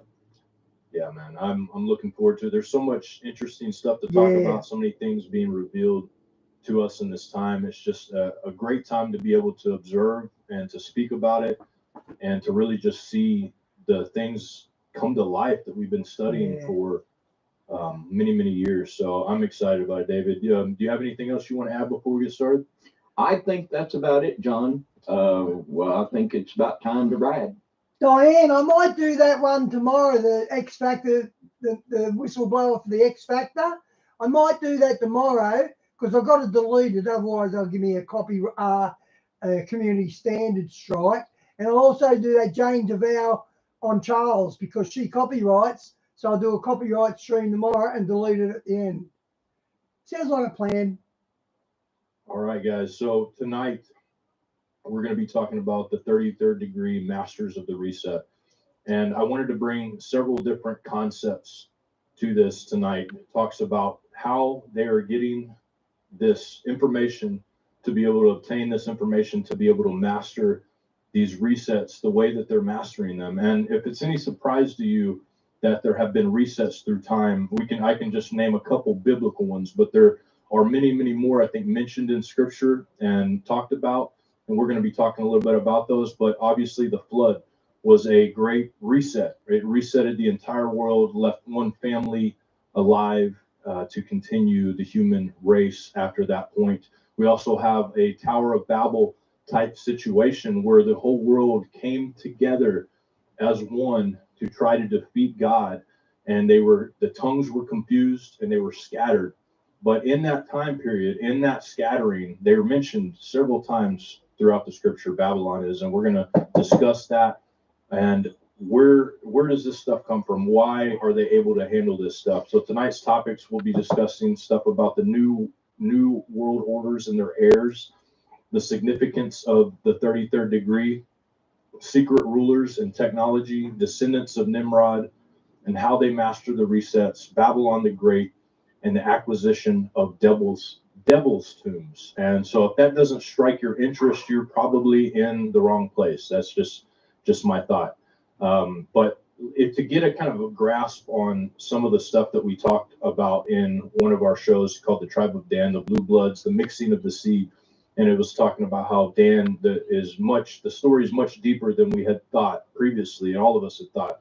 And we looked into that, and we showed how there was seeding of civilizations taking place through the primitive world, post-flood, pre-flood, but this seeding of civilizations where they would go to these primitive people and they would teach them the art of being civilized. This is where we get the term civilization. They would also take them and show them how to mine. They would show them how to do these things. And then a lot of times they're described as coming staff in hand, looking like they're a shepherd.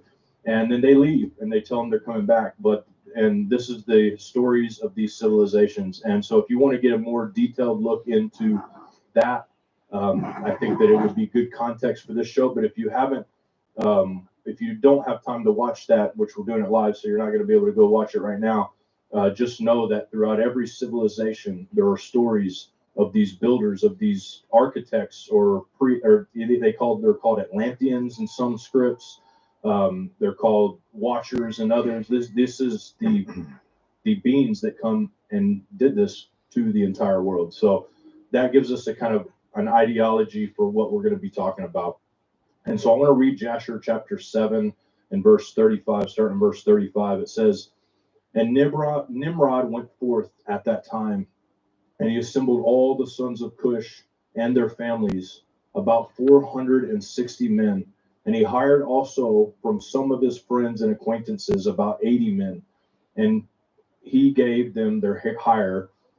And he went with them to battle. And when he was on the road, Nimrod strengthened the hearts of the people that went with him. And he said to them, 'Do not fear, neither be alarmed, for all our enemies will be delivered into our hands. And ye may do with them as you please.' And all the men that went were about 500. And they fought against their enemies, and they destroyed them and subdued them. And Nimrod placed standing officers over them in their respective places. And he took some of their children as security, and they were all servants to Nimrod and to his brethren. And Nimrod and all the people that were with him turned homeward. And when Nimrod had joyfully returned from battle after having conquered his enemies, all his brethren together with those who knew him before assembled to make him king over them. And they placed the regal crown upon his head.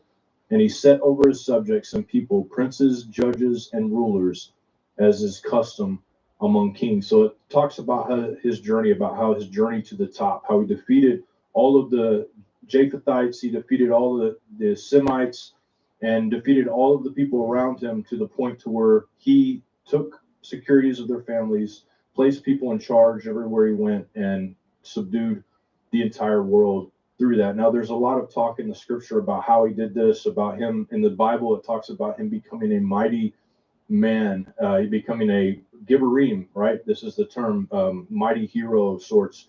And in this process, he becomes dominant over the entire world, and he builds this tower. And there's a lot to be said about Nimrod. Now, there's a lot of ancient texts that I believe can be attributed. Some of the stories that you hear in the New Milish about some of these kings, I believe they're talking about Nimrod there. And so, David, did you have anything you wanted to add about Nimrod and about that civilization? But basically, the reason I wanted to bring up Babylon is because it plays a huge point in the resets. It plays a huge role because the scripture tells us a lot about Babylon. But Nimrod, David, is there anything that I would, people that may be just listening that don't know a whole lot about Nimrod might want to hear before we continue?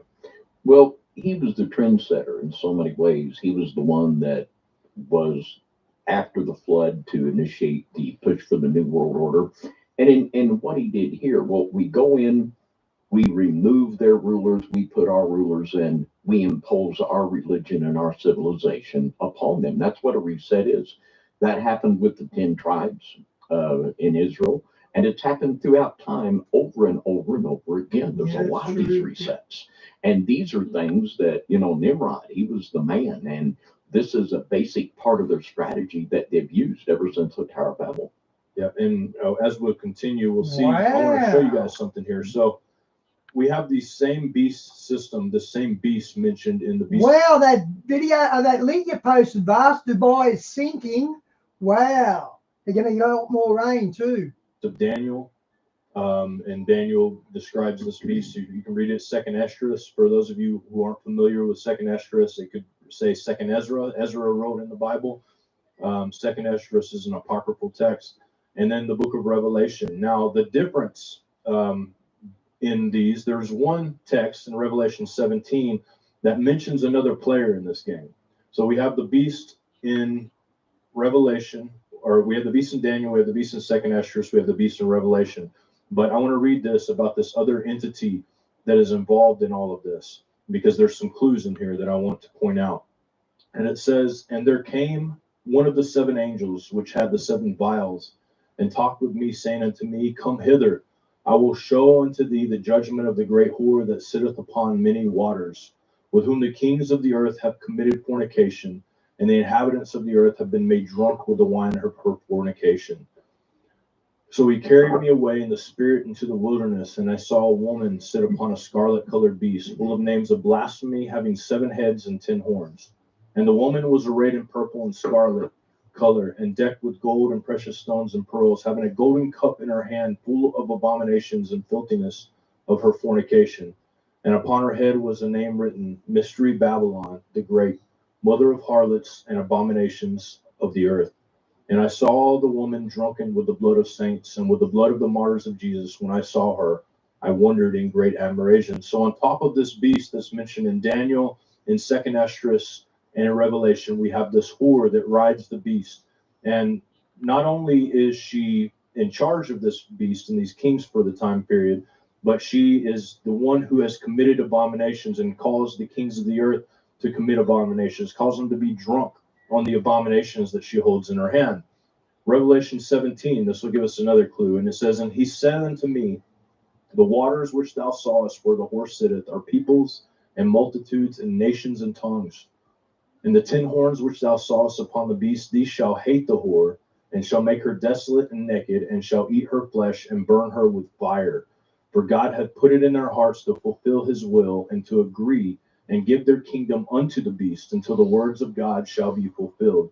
And the woman which thou sawest is that great city which reigneth over the kings of the earth." So it says this woman is a great city that reigns over the king of the earth. And we get a clue about Babylon reigning over the entire earth when we look at in Genesis and the story of Nimrod. We also get a story of that with Nebuchadnezzar, Belshazzar, all of these kings who at one time were dominant and did control the earth, and they had a knack for doing this. And in fact, they had such a knack, according to the Bible, that they Everyone's falling asleep. But these are boring, are they? Guys, if you don't like them, let me know. I'm the DJ. I can change them.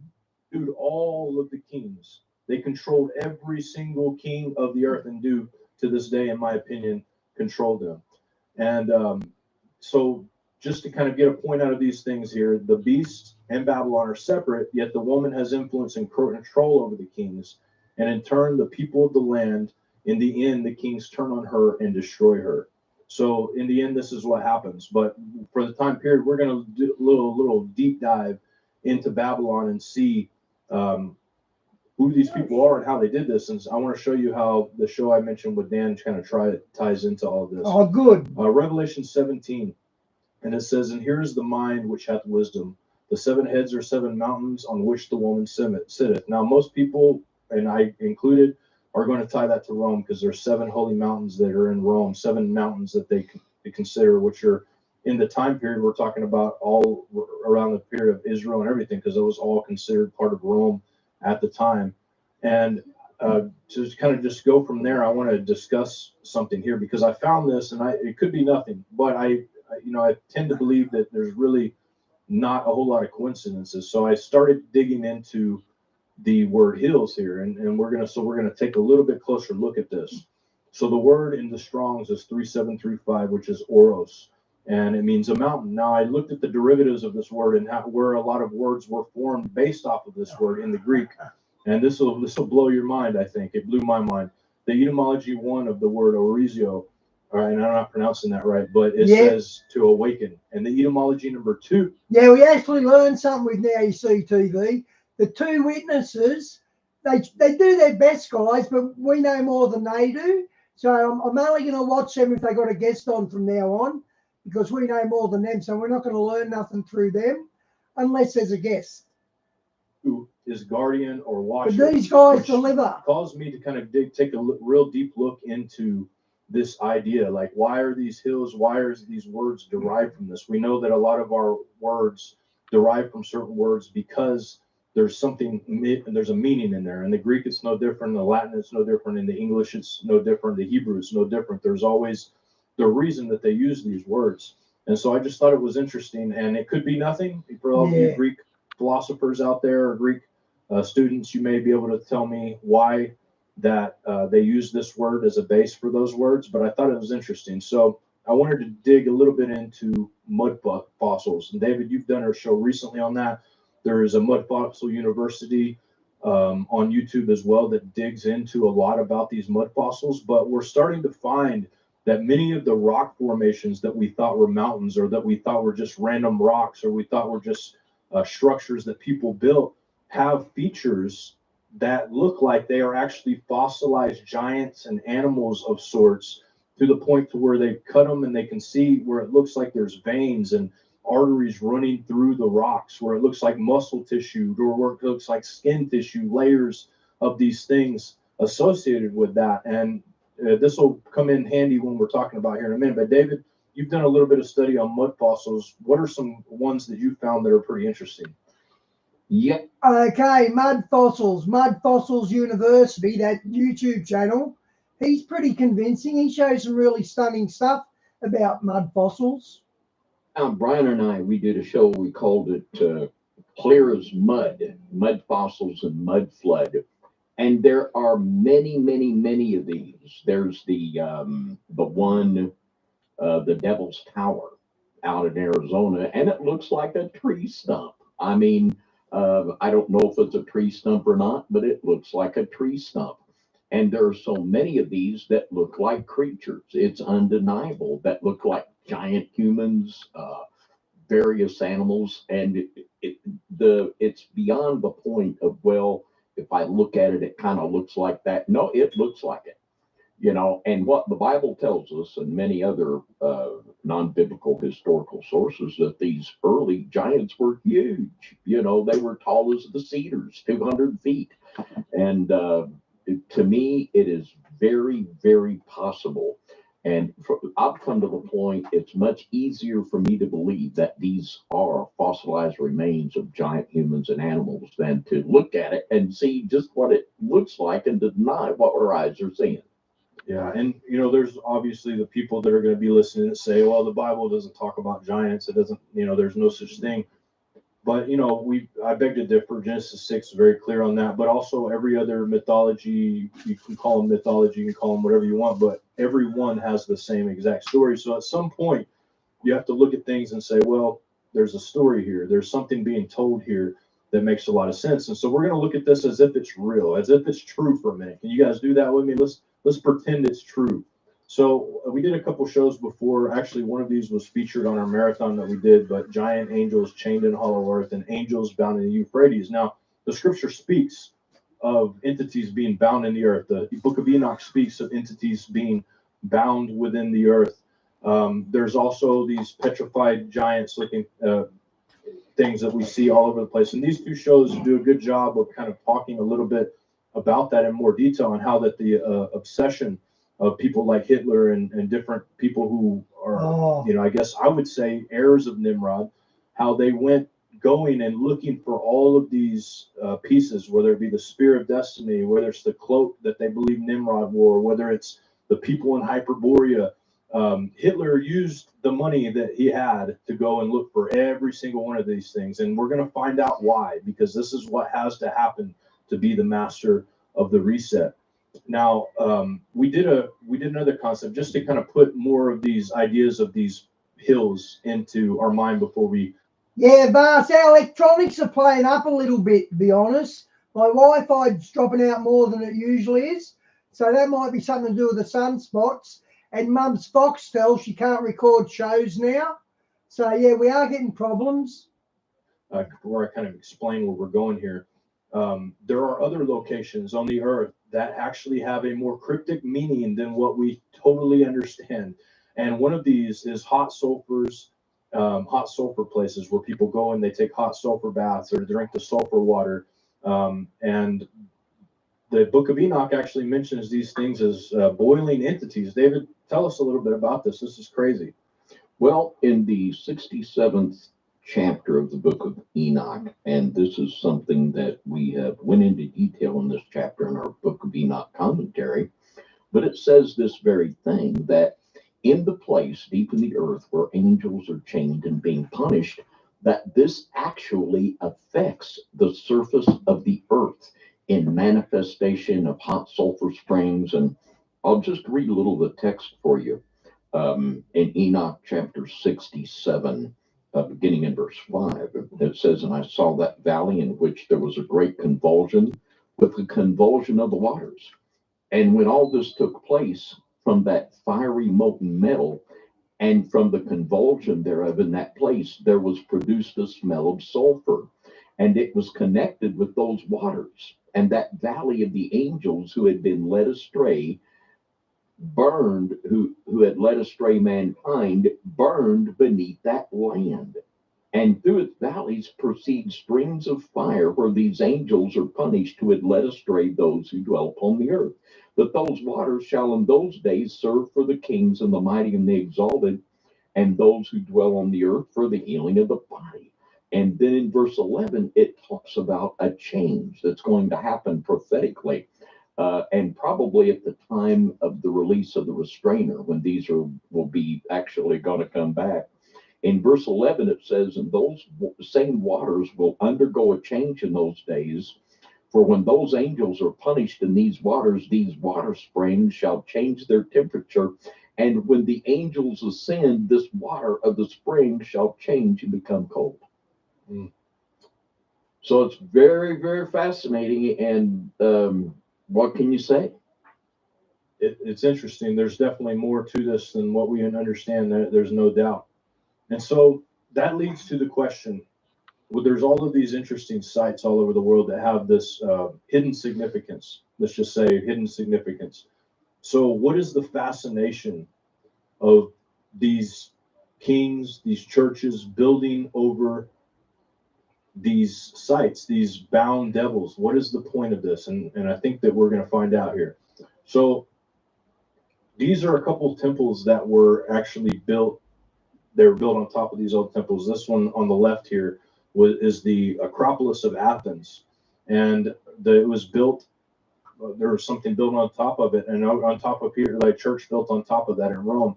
And then you have 1800s revealed beneath the church is the ruins of the Greek temple theater of Dionysus. So you have two of these ancient gods in these temples, and this is just a couple of them. And of course, you know, the Vatican is built over the necropolis, the city of the dead.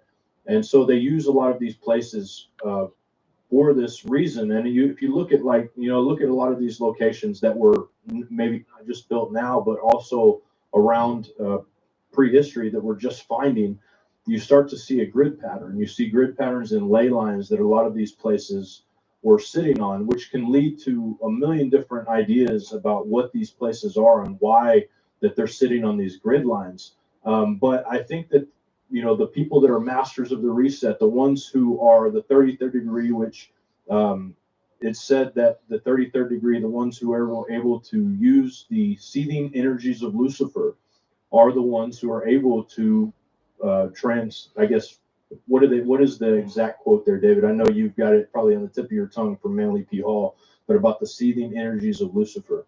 Yeah, the text says that before Freemason can move onward and upward in the craft, he has to learn how to apply energy. And he goes on to say the seething energies of Lucifer must be in his hands. And we, in a previous Midnight Ride, we did a lot of research pinpointing this, connecting it to the manipulation of the aether. Yeah, and I think, and you know, you'll see why I think this here in a minute, but I think the reason that they're going and they're setting their shop up over these locations is because the people that are doing this do lay a right to these locations, because I do believe that they are either priesthood descendants or physical descendants of Nimrod himself. And they understand that in order for them to understand the secrets and be able to build technology up to a level that it once was, they have to recover these ancient sites, and they have to find the secrets associated, and they have to figure out how these things work. And it's amazing when we start to see a little evidence of what we're talking about here. So this is out of the book Babylon's Banksters. And in this book, it has a couple of details here in the book that show the construction of these temples and how they're actually Now, so you're talking about the Greek Acropolis conceived and what they're actually built like. And if you look at these, they're all very similar in the design with the columns and all of that. And if you look at this next one here, this is a modern Megatron here on the left, and on the right is the floor plan of the temple and the palace of the Emperor Diocletian. So in order for a radio of sorts or a transistor or something to receive information, a magnetron is the most important part of that machine. You have to have the magnetron. And the theory posed in this book, Babylon Banksters by Joseph Farrell, is that these temples acted as sort of a magnetron. They acted as a receiver for shortwave information, long-wave information, and that each temple was associated with a god and had its own frequency associated with that god. And he said that the main gods actually had a continual frequency and not just shortwave. It's pretty interesting the way that he outlined this. And so what we're talking about here is building over a site. And why did these build over these sites? Why are they associated with these sites? And what are they pulling from this information? This is the question. And this is a video here. This is I've got who made this video on here. It says it in the text, but I can't remember off the top of my head. But you guys might be familiar. Rob Skiba interviewed a man about the altars in Jekyll Island, and this is a short part of that interview. And it details the idea that Rockefeller and several of his buddies, the most powerful men in the world, formulated the Federal Reserve on Jekyll Island over a baby sacrifice mound. And so we're going to watch this, and this might give us a little bit of an idea. I don't want to put ideas in your head. I want you to have your own ideas. So you tell me what you think about this after hearing what we just heard there, and we'll be right back, guys. So listen up. This is a few minutes, but it's well worth it and very interesting. Trust me.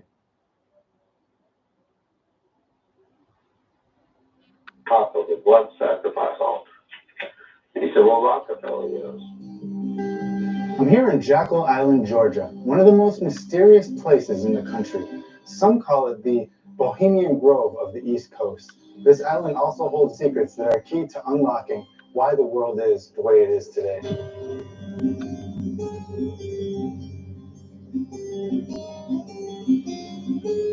Behind me is a place called Indian Mound, which is actually home to the Rockefellers. And I'm here investigating a mystery that most people have never heard before.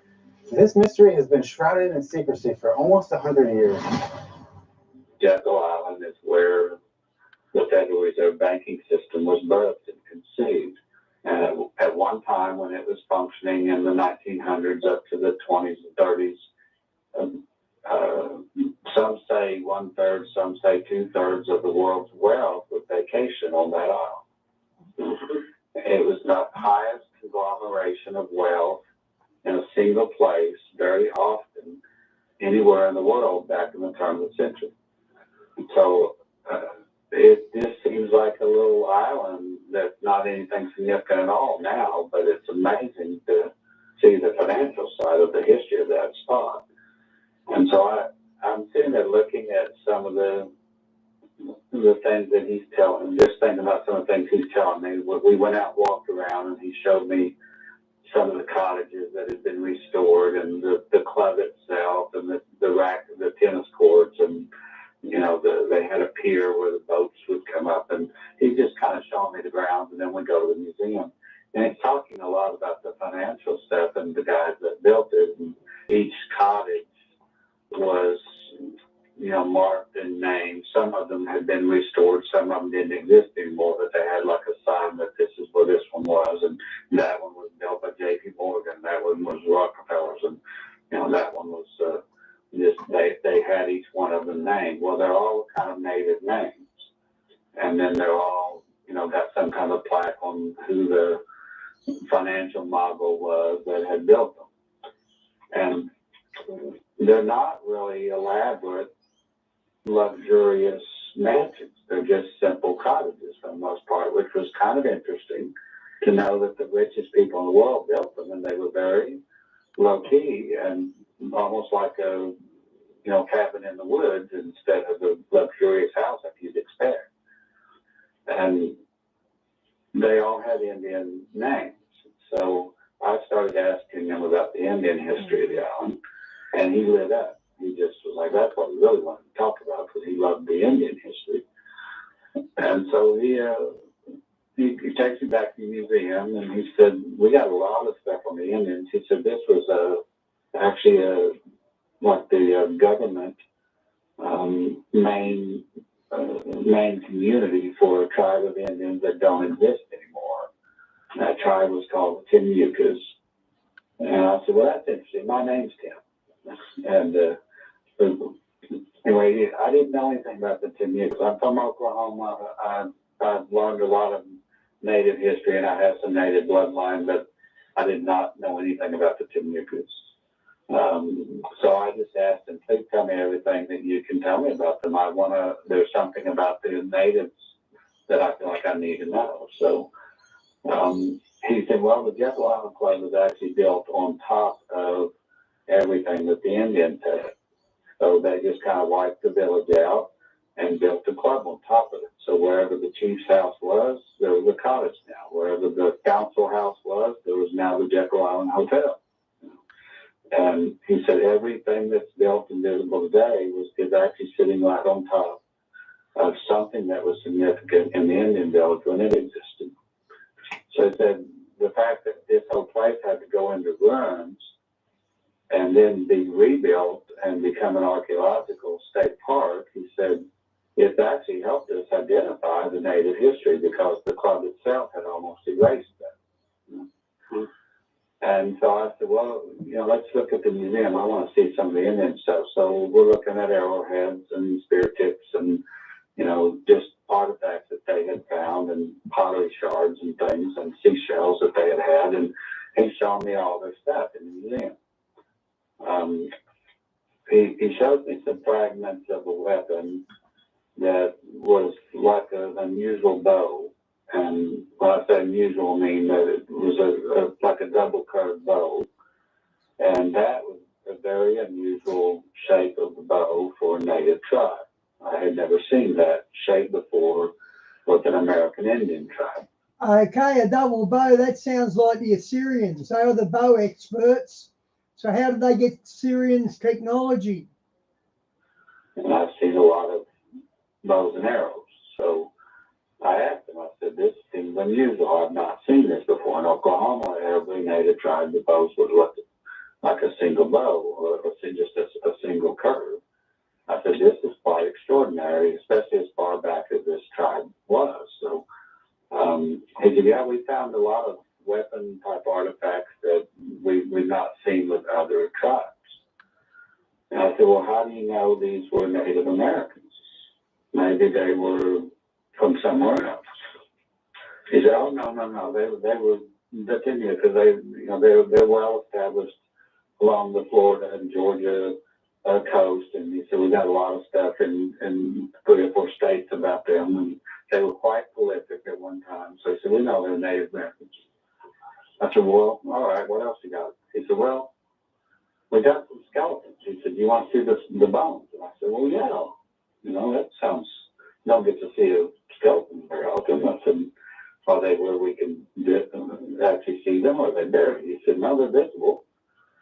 So they had a burial site that they had been very respectful for when they built the museum. When they found a burial site, they didn't move the bones. They left them where they were. And they just uncovered them to where they were visible, and then they built the museum on top of them. They did basically the same thing with the museum that the Jekyll Island guys had done with their houses. They put a piece of plexiglass over the burial site so you could see it, but they were still trying to respect where the bones were and not move them. And so I'm looking at 4 skeletons of the Pamuka chiefs. And they knew they were chiefs just from different things that were buried with them. So all of a sudden I look and I realize, man, these guys are really tall. And I commented to the guy that, you know, how tall are these guys? They look unusually large. And he said, yeah, they're all about 8 or 8.5 foot tall. And I was like, well, that doesn't seem like a normal Native American, especially the tribes that I'm familiar with. He said all the Timukas were unusually tall, even the women.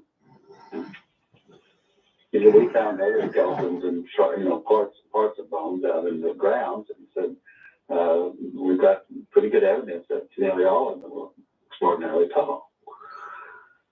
And I said, well, what is, you know, how do you explain that in relation to other tribes on the Atlantic coast who were not? He said, I don't know. It is an unusual anomaly. He said, oh, by the way, I've got a painting that you might want to see. It's actually the copy of the original. We've got it under lock and key. So I got a painting that actually shows the Indians from a group of French colonists that came to the United States before it was the U.S. This was right after Columbus. He said it was the first colony of French folks that came over to try to establish a colony on the coast. And he said they landed in Jekyll Island, and they had some interaction with these Indians, and then they got so appalled by what they saw and witnessed that they fled at night and ended up in St. Augustine, Florida, and established that city. So I said, were they the Huguenots who were the French group that established St. Augustine? He said, yes. I said, well, I'd like to see that painting. So he pulled that out. I'm looking at it, and it shows the Indians and all their regalia, and they're dancing around and having some kind of ceremony, and it's got the fire, and it's a typical, either they're having a party or they're having a war scene, and it has some things with weapons. So I said, gosh, this has got some weapons in it that clearly validates the archaeology that they found. And then I see an altar. And I'm going, I don't know of a Native American tribe anywhere in the country. I know some that had log houses or high places or worshiped, you know, nature in some way, or had totem poles or that kind of stuff. But this one has a stone altar, and it looks a whole lot like the one that I had dealt with in the Middle East. And I'm looking at the picture and I'm going, is this an altar? Is this stone like something they're sacrificing on? Because this guy's holding babies in his hands in this picture. He said, yeah, they're cutting those babies, they're hacking those babies up in that painting. Wow. So when you look at the details, 2 of the shamans or chiefs are holding a baby up by the ankles, and they're whacking their heads off and spilling the blood on this altar. I said, are you sure this is Native Americans and not some kind of colony that came from over there? At that point, then I thought, I believe this is why I'm here. Wow. I needed to see this and hear about this. You know, at this point, I'm not that concerned about the financial stuff anymore. I'm wanting to know, where is this altar? Wow. And so I asked him, I said, can you take me to this altar? I often pray over these things, and it's very beneficial for the land and for the country and for the people. Can I go to this altar and see it? He said, I can take you to the altar, but you can't see it. And I said, why can't I see it? Is it buried?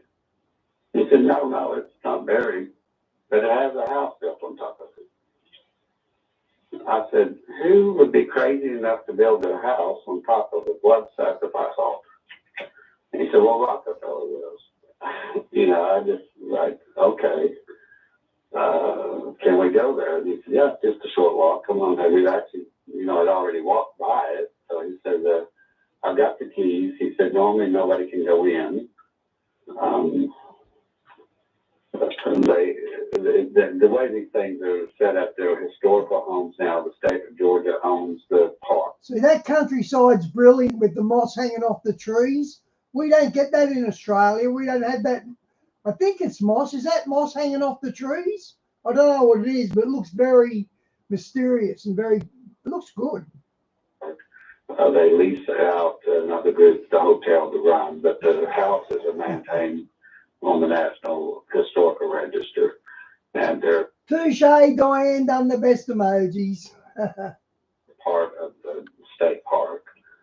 So you can't go in any of them without a guided tour or permission, but you can go look in the windows and walk on the porches and walk all around them. And they're set up inside just like they were when they were actually being used back in the 20s and earlier. So we go over there, and he's got the keys, though. So we go into the house, and he takes me into the parlor.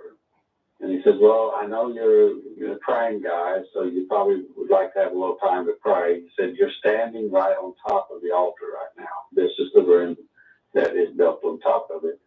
He said, I'm just going to go over here and sit down for a few minutes and read the newspaper, and I'll let you pray and do whatever you need to do. The room that they were sitting in when they drew up the entire legislation and plan to pass it that became the Federal Reserve Act. So this was the conception of the Federal Reserve banking system on the parlor, sitting on top of a blood sacrifice altar. If that's not chilling, I don't know what is, but it's interesting to me that a lot of very important things take place in temples. This is where the minting of money takes place.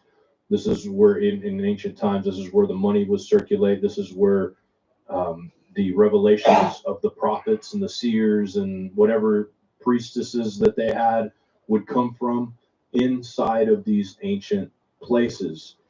And other than, there's several ideas that I have here. And of course, people are going to be like, well, how could there be, these Indians over here at the time? But if you look at history and you look at the archaeology, it's clear that they were here. Columbus wasn't stupid. He'd been to India before. And when he said that there were Indians here, he meant Indians. And the Indians are considered, there's light-skinned Indians, Aryan Indians, that's actually the Aryan text is what the Vedic text is. The Hindu religion is the Aryan religion. So he wasn't stupid when he said it. There were those people here. You see it in South America. You see the same legends in South America. There's these ruling class people that come and they take control of the primitive people and they become the ruling class. And this is very well documented through almost every Native American story. They have these legends. And so it's really interesting. David, you want to add something? Well, there are many instances of that, and this is chilling.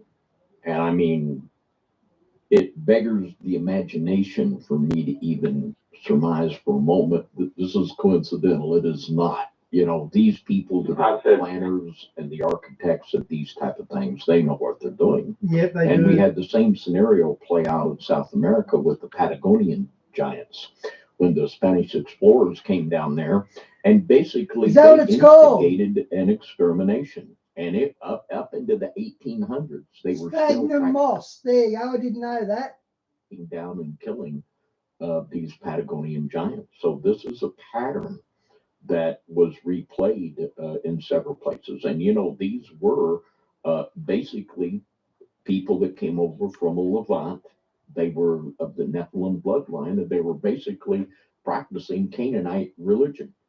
Yeah, and a couple of these people you guys are going to recognize these names. Of course, the Rothschilds, they had a part in this. Rothschild was not at the meeting, but through Paul Warburg, who was a person that went proxy for the Rothschilds. They were involved in the Federal Reserve, and they were involved in the international banking system, and they still are. They're trillionaires, worth more than anybody even can think about. They make Elon Musk look like a pauper. They make Mark Zuckerberg look like he needs to beg for cans on the side of the street. This is how rich these people are. Now, Paul Warburg, and for those of you that don't know who he is, David talked a little bit about his associations. I believe you talked about his associations in the Nazi International talk that you did. But Paul Warburg was probably the most important person at this Federal Reserve establishment on Jekyll Island. And he had the knowledge of banking that he practiced in Europe. He was part of Kuhn, Loeb and Company, and he was a representative of the Rothschild banking dynasty in England and France. And he maintained a very close working relationship throughout his entire career. And Max Warburg, he was the head of the Warburg Banking Consortium in Germany and in Netherlands. And he is also one of the most wealthiest men in the world at the time. He also called for the founding of the Council of Foreign Relations, the CFR, in 1921. The CFR being another tool, basically the global elite to oversee everything. And he also led the creation of the U.S. Federal Reserve and Council of Foreign Relations, or through IG Farb, and American IG was one of the branches. And if you guys remember, IG Farben, they were the ones who supplied the gas for the gas chambers, and they also fueled through financing lots and lots and lots of money the German war machine during World War II. And there are also connections to him and his company behind the Bolshevik Revolution. Millions and billions of dollars were dumped by these guys into these. So these are the guys who have been playing the world for a very long time. This is who we're talking about here. When we talk about Babylon, we're talking about these people. The scripture in Revelation even talks about them being the merchants, which we'll discuss that a little bit more. And why that's important, because that's exactly what these so-called Atlanteans that were visiting all over the world teaching people. They were merchants. They were teaching people to be merchants so they could travel from place to place all over the sea. We read about it in where Solomon had these Phoenicians going 3 years out to get apes and get elephants for them, get peacocks, had them going to get gold from Ophir, 3 years journey away. So they were traveling the world, setting up little Babylons everywhere they went. And I'm going to read this as from Babylon Banksters. This is actually a really interesting book.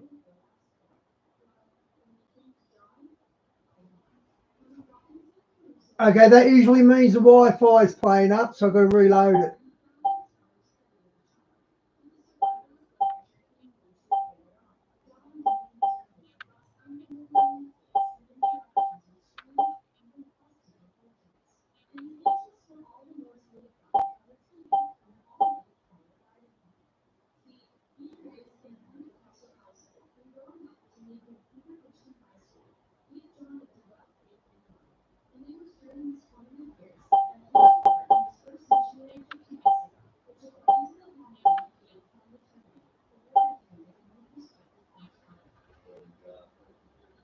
Banking dynasty in England and France, and he maintained a very close working relationship throughout his entire career. And Max Warburg, he was the head of the Warburg Banking Consortium in Germany and in Netherlands, and he is also one of the most wealthiest men in the world. That's true, Voss. He also called for the founding of the Council of Foreign Relations, the CFR, in 1921. The CFR being another tool, basically the global elite to oversee everything. And he also led the creation of the U.S. Federal Reserve and Council of Foreign Relations, or through IG Farb, and American IG was one of the branches. And if you guys remember, IG Farben, they were the ones who supplied the gas for the gas chambers, and they also fueled through financing lots and lots and lots of money the German war machine during World War II. And there are also connections to him and his company behind the Bolshevik Revolution. Millions and billions of dollars were dumped by these guys into these. So these are the guys who have been playing the world for a very long time. This is who we're talking about here. When we talk about Babylon, we're talking about these people. The scripture in Revelation even talks about them being the merchants, which we'll discuss that a little bit more. And why that's important, because that's exactly what these so-called Atlanteans that were visiting all over the world teaching people. They were merchants. They were teaching people to be merchants so they could travel from place to place all over the sea. We read about it in where Solomon had these Phoenicians going 3 years out to get apes and get elephants for them, get peacocks, had them going to get gold from Ophir, 3 years journey away. So they were traveling the world, setting up little Babylons everywhere they went. And I'm I'm going to read this as from Babylon Gospels. This is actually a really interesting book. Joseph Farrell, for those of you who haven't heard of him, I believe that when it comes to research, there's not a whole lot of people that have done the depths of research into some of these subjects that he has done. And so it's really kind of a blessing to be able to have this book. David bought this book for me. It was a blessing to be able to have this book during this research because it definitely tied in some dots here. So we're going to read a little bit about this, why it matters, who they are. First off, actually, before we do this, I do want to say some things about the location of these places and how it relates to other things that we've talked about. And David, maybe you want to chime in on this as well. So we found throughout most of our research, and so have other people such as Graham Hancock and people of the sorts, that these locations are sitting astrologically in alignment with several entity stars. And I call them entity stars because they're called entities, and they are representations of angelic entities. Now, the idea of the occult is as above, so below. And so from what I can gather from reading the information, there's a hidden undertone that these people believe that when they build on top of these locations that are in alignment with the stars above, they are directly over the top of that entity inside the hill or wherever above the ground that they have, and they are able to transmit some resonance, some kind of sound, some kind of information, or maybe even pass information from these locations based on the chart maps, the star maps, which are actually in line with the ley lines. So it's really interesting as why they chose these locations. I believe they understand how these things work, and that's why when there's a new location that pops up, guess who's the first one in to get control over that situation? Guess who builds more locations over these old places than any other organization in the world? And I bet you can guess in 2 or 3 guesses, but we have the Catholic Church as one of the main ones who does this. And we know that Babylon and the Catholic Church, it's impossible to read the text in Revelation without tying the Roman Catholic Church into the Whore of Babylon. It's very impossible. David, before I move on to this next aspect, did you have anything you wanted to add to that? Because we've been to several locations. We've been to the Serpent Mountains. We've been to all these places. It's amazing. Yeah, and you can see this in South America. There are many places where you can literally see these Catholic churches, and you can see the ruins of these pagan temples right underneath it. And there are just so many concepts here. It is so ridiculous to think. Well, and at one time when we were at war with Germany, Paul Warburg was the head of the Federal Reserve, and Max Warburg, his brother, was the head of the central bank in Germany. Yeah. Both of them were just Rothschild employees. And these ley lines, a lot of it is a natural physical phenomenon that has to do with electromagnetics. And I've talked several times how that I believe that Einstein's physics is just physics for stupid people. But the plasma physics and the concepts underlying Tesla, he found out that if you shoot energy into the ground, you actually get more energy out than you put in. Yeah. And the old echoes of Tesla's earthquake machine.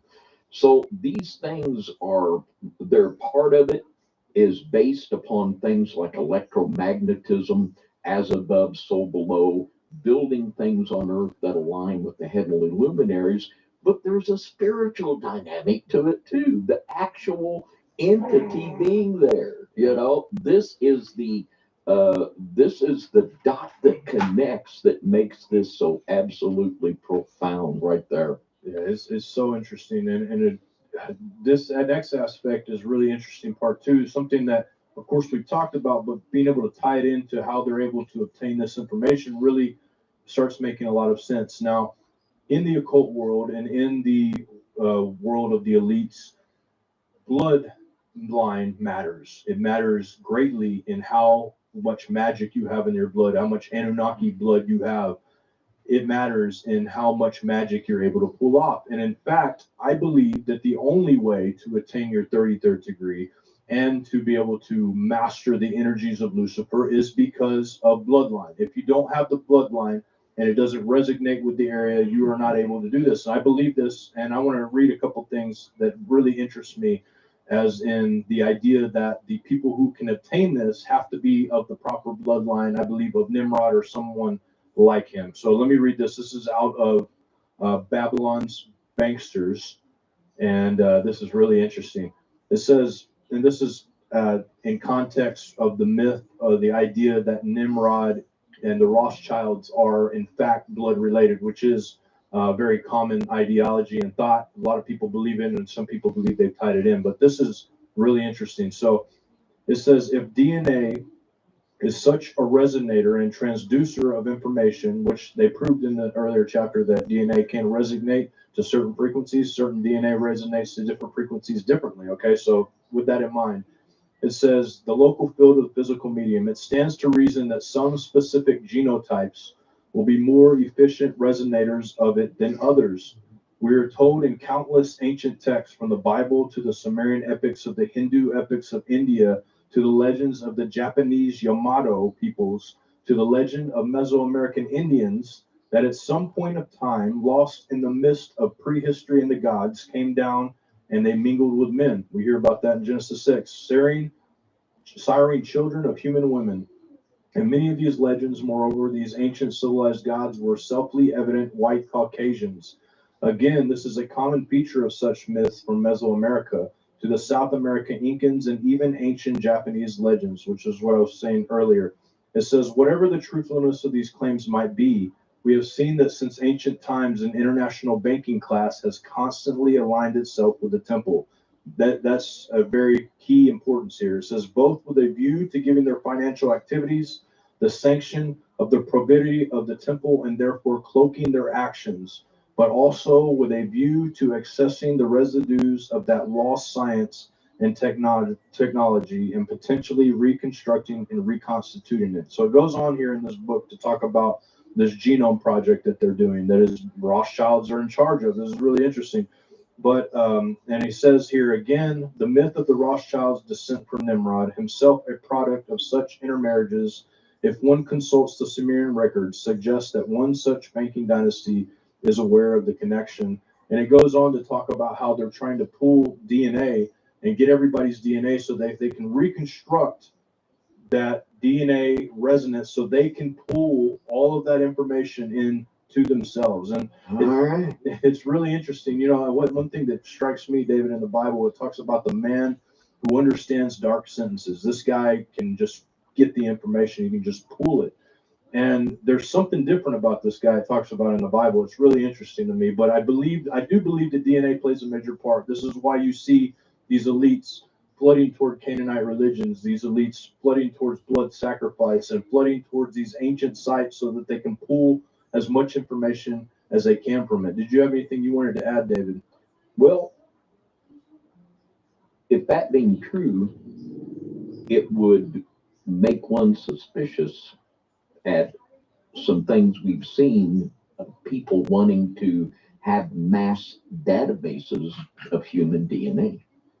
Yeah, that would make sense. And I remember when they started doing that. Do you remember when it was? It was like an advertisement. They just kept on like poking people to do it. Now almost everybody in the world, just about that I've talked to, has done it at some point. You know, put their DNA in this database.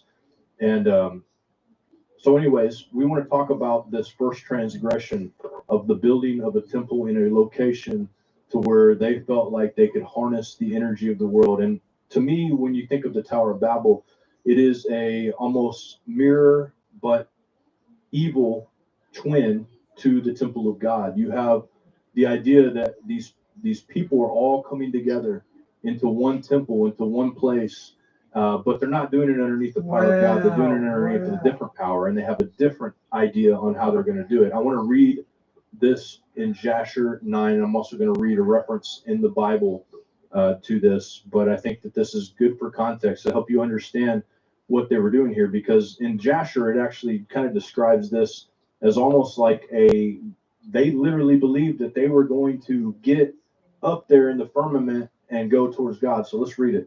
It says, and King Nimrod reigned securely, and all the earth was under his control. And all the earth was of one tongue and words of union. And all the princes of Nimrod and his great men took counsel together, put Mizraim, Cush, and Canaan, with all their families, and they said to each other, "Come, let us build ourselves a city, and in a strong tower, and its top reaching heaven, and we will make ourselves famed, so that when we may reign upon the whole world, in order that the evil of our enemies may cease from us, that we may reign mightily over them, and that we may not become scattered over the earth on account of their wars." And they all went before the king, and they told the king these words, and the king agreed with them in this affair, and he did so. And all the families assembled, consisting of about 600,000 men, and they went to seek an extensive piece of ground to build the city and the tower. They sought in the whole earth. So they were looking for whatever ground they were looking. They were looking intently for this place. So they didn't just pick a random spot and say, "Blah, let's build it here." So it says they went all over the whole earth, and they found none like one valley at the east of the land of Shinar, about 2 days' walk, and they journeyed there, and they dwelt there. And of course, we know what they found there. We have the Anunnaki, the Anakim. We have all of these giants that are in that area right at the time. And it says, and they began to make bricks and burn fires to build the city and the tower that they had imagined to complete. And the building of the tower was unto them a transgression and a sin. And they began to build it. And whilst they were building against the Lord God of heaven, they imagined in their hearts to war against him and to ascend into heaven. And so, in Genesis 11, same story. And they said, and they said, "Go to, let us build a city and a tower whose top may reach into the heaven, and let us make us a name, lest we be scattered abroad upon the face of the earth." So they made this tower knowing that there was a chance that they were going to be scattered. And why would they know that they're going to be scattered unless they got information from somebody that this was a possibility of a reset, right? Why would they believe that the reset was possible unless they knew from some other source? And it says, "And the Lord came down to see the city and the tower which the children of men builded. And the Lord said, Behold, the people is one, and they have all one language. And this they began to do.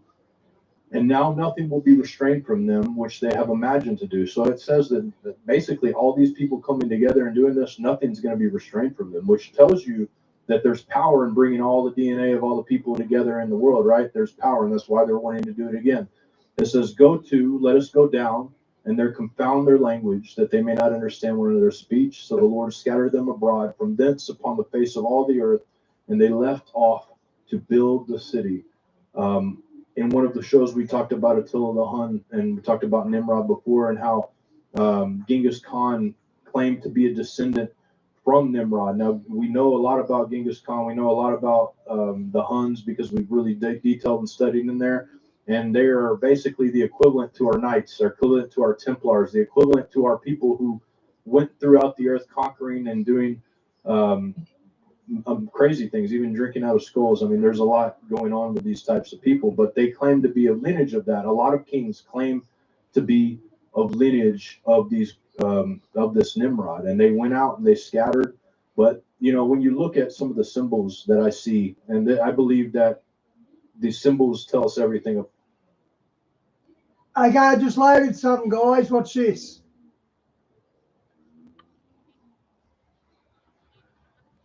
Home loans are what we do it, Ram. So if there's a way to get you into your first home, we'll find it. Barren falls a peak flow. Wow, bravo, Mother Nature.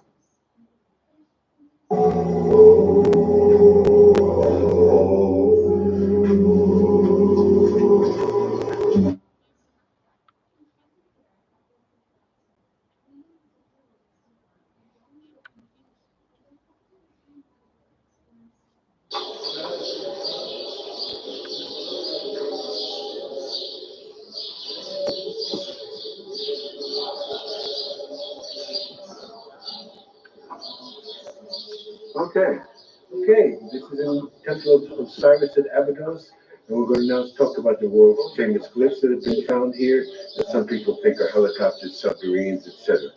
I'll start it up the wall up there. Now, I actually knew the person who started the craze. Her name was Dr. Lise Hover, bless her memory. In 1988, she took a picture of that, and it went viral. And everybody's picked it up, including the ancient aliens crowd, saying it's proof of aliens, this and that and this and that. But there's a scientific archaeological way to explain this. If carefully looked at, one will see that there is an overlaid glyph on top. Glyphs were laid over what was originally there. It is in archaeology called a palimpsest. Actually, etymology is borrowed the term. It's P-A-L-I-M-P-S-E-T, if people want to Google it. And it has to do with being overlaid with something underneath.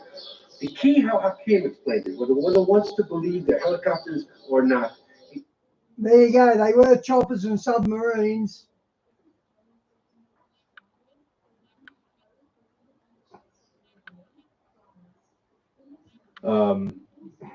Crazy things, even drinking out of skulls. I mean, there's a lot going on with these types of people, but they claim to be a lineage of that. A lot of kings claim to be of lineage of these of this Nimrod, and they went out and they scattered. But you know, when you look at some of the symbols that I see, and I believe that these symbols tell us everything about who we're dealing with, what order is in charge of a nation. When we see the symbols, commonality symbols that we see with us in Rome and with us in the Vatican, we see the tower to Osiris, the phallic symbol that represents Osiris's phallic symbol. We see it as our Washington Monument. As the founder of our country, this is the symbol that we have in him. And George Washington's an interesting creature, to say the least. He didn't have any children. He's apotheosed as a god. He was in the apotheosis. His name is very interesting. If you look at it, you take the W and you take the G. You take the W, you split it up and turn it upside down. You've got this, and you put the G in the middle. There's so many symbols surrounding this man that show us that this is the incarnation of sorts, maybe even just spiritual, of Nimrod here in America. You have it in all of these other places where this domination of banksters is in control. David, you got anything you want to add to that before I move on to the next slide here? Well, you know, George Washington is revered by many as a godly man, and there's certainly much good we could say about him. But one of the interesting things about him, when him and Martha would go to church, he would never take communion. And Martha, and finally, him and Martha and the pastor brought this up. You know, you don't take communion, you're offending people. And after that, he never come back again. Yeah. And it's known that he was baptized in the area now where Georgetown University is, that he sent his slaves over to bring a Jesuit priest to baptize him by a Jesuit priest just literally hours before he died. So a lot of interesting things there about Mr. Washington, if we could say. Agreed. And to kind of just think about this 33rd degree for a second, you know, we talked about how I believe that it has to do with DNA. I don't think you're getting to 33rd degree unless you have the proper DNA, and you literally are able to use the seething energies of Lucifer to do your bidding. I don't believe it's possible otherwise. Now, if you think about the 33 in the Bible, it talks about the dragon pulling 1/3 of the angels down to earth with him. 1/3 is the percentage of that is 33.33333. There's a lot of significance to this 33. There's a lot of significance into the people that rule, the reason they have the right to rule. It's not so much, you know, people think, well, you know, there's millions of us and one of them, how do they rule? They rule because of magic. They magically rule over the kings of the earth. These people that are printing money are literally ruling over the kings of the earth who have every bit of God-given power to say, no, not going to do it. But yet they do. Why? Why is that? Now, let's read this right here. This is Isaiah 47. This is speaking of the children of Chaldea, the children of Babylon. This is speaking to them right here. This is really kind of plays out exactly what we're talking about here, because we talked about the astrotheology of these people. We talked about their merchantry, that it was all over the earth. So let's read this. It says, let me see here. It says, stand now with thine enchantments, and with the multitude of thy sorceries, wherein thou hast labored from thy youth. If so be thou shalt be able to profit, if so be thou mayest prevail, thou art wearied in the multitude of thy counsel. Let now the astrologers, the stargazers, and the monthly prognosticators stand up and save thee from these things that will come upon thee. Behold, they shall be as stubble, the fire shall burn them, and they shall not deliver themselves from the power of the flame. There shall not be a coal to warm them, no fire to sit before it. Thus shall they be unto thee, with whom thou hast labored, even thy merchants from thy youth. They shall wander every one to his quarter, none shall be seen. So it talks about the astrologers, it talks about the sorceries, that they're actually able to make rule here. They're able to sit on their throne so long because they have these sorceries. Now, do I believe that all these things are false? These sorceries, these stargazing? No, I believe that they're legitimate. Witchcraft. They're legitimate. We attract them, don't we, Diane? Craft, and they're legitimately pulling information. Now, not all pulling of information from the stars is witchcraft. The Bible speaks. David says that the stars pour out information. Unfortunately, we have lost so much of that information. It remains in the hands of a very few people, the source of information about the stars. But I do believe 100% that the stars, the way that they move and the way that it all moves, greatly affects everything that goes down here on Earth. And they're able to take that information and use it. Now, this is being revealed to a lot of people.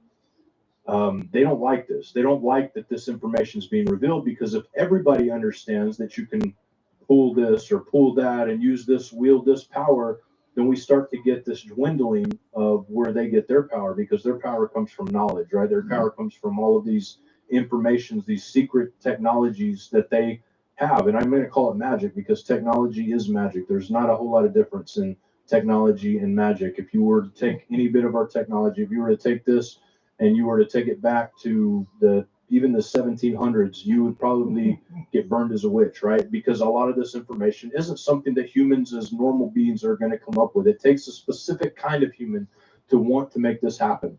Most people just want to be happy and left alone. That's 99% of humans want to be happy. They want to be left alone. And they want to just do what they want to do and enjoy their life in freedom. That's what most people want. However, there's this 1% of this 1% that just can't have that. They just can't have it. They have to be in control. They have to be the ones who master the recess. They have to be the ones who take the information, displace it, and put you underneath their reign. And I do believe that there have been many resets. David, you were showing me some pictures of these asylums that were placed strategically throughout the world. We talked about the Oddfellows building asylums that housed orphans, and the idea that these orphans were being used for a much deeper, darker purpose. If you didn't watch the Cabbage Patch Doll show, you should go check it out. I'm out it's gonna soon blow your too. mind as well. But this is the kind of stuff that we have from these people. We have this information. We don't even know if half the information and half the history that we've received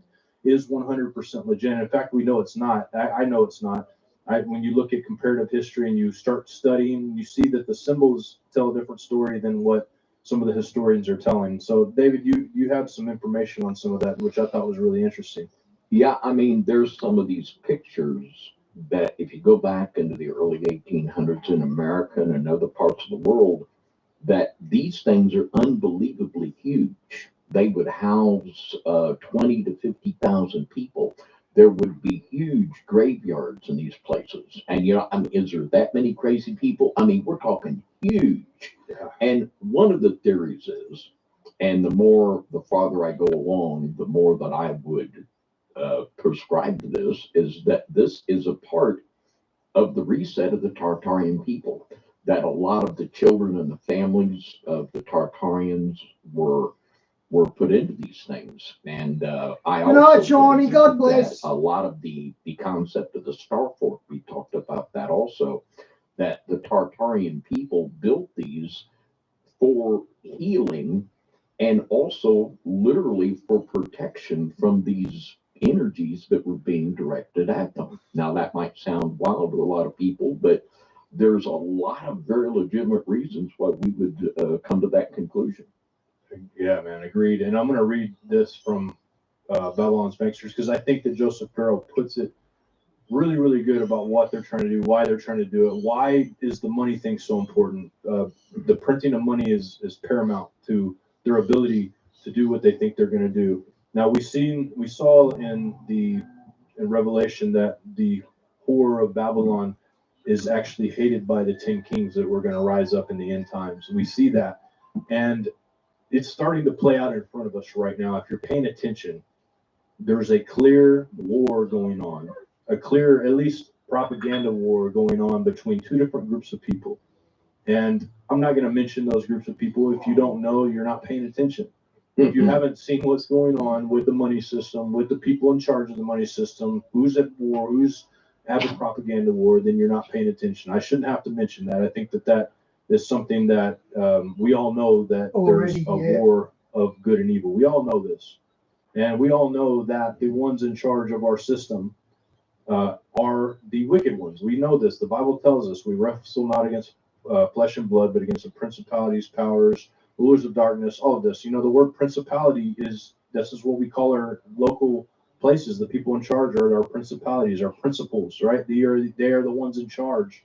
The people in charge. We know this. We know that we're in charge of this. Jesus knew this. When Satan offered him the kingdoms of the world, he knew who was in charge of those kingdoms. So we know who's in charge of those kingdoms. We know that Jesus also, what did he do? What is one act of violence that Jesus did while he was on earth? The only act of violence that we're aware of is he took a whip, he braided a whip, he went into the temple and he whipped the money changers, all the animals, knocked them out, flipped their tables, and told them that they made it a den of thieves. We know, and he called them serpents. He called them synagogues of the evil one, Satan. He called them these things because he knew who they were. He knew who was in charge. He knew who was going to put him to death. And we know the same thing through this. Reading this real quick, and then I want more comments from you, David, so we can just kind of wrap this up and discuss this a little bit and kind of offer the people a little bit of things about what we can do as believers to kind of combat what's coming. The Bible talks about us being the war axe, battle axe of Yah. And so this is really interesting. So let's go this. It says in page 205 of Babylon's Banksters, it says, there is another possibility, which I think this is the possibility. This is the only explanation that makes sense to me in light of everything that we've learned. It says the cosmic war. They're preparing for a cosmic war. And the survivors of the once scientifically sophisticated civilizations were ever to reach the pinnacle of scientific power and achievement that would have made an interplanetary war possible. If that is, they were ever to reconstruct the destructive technologies of their hegemony and extend themselves again into space, then they would have quite literally to draw on the full resources of the entire world and to create the wars, conflicts that drove technology achievement forward at a faster than normal pace of development. In this case, they would build not only secret associations for this purpose, but money and a close association with symbols would be the easiest and least technologically sophisticated method to do it. And the political goal would be the same, ever larger empires, eventually to encompass the entire world itself. This is what they're doing. This is why we're seeing a digital money put into place, because through this digital money, they can pool all the resources of the world to fight what they are going to be calling a cosmic war. They don't want to lose to the 10 kings. The Whore of Babylon does not want to lose to the 10 kings. It doesn't want to lose to God. There's a revenge thing going on here. You know, they killed our Anunnaki. They separated us all over the world. God separated us all over the world. This time we'll be ready. This is what they're thinking in their head. I believe this 100%. I think they can win. I really, really do. And when we see this play out, we see all this money coming to a common goal. We know he's right. They really think they can win.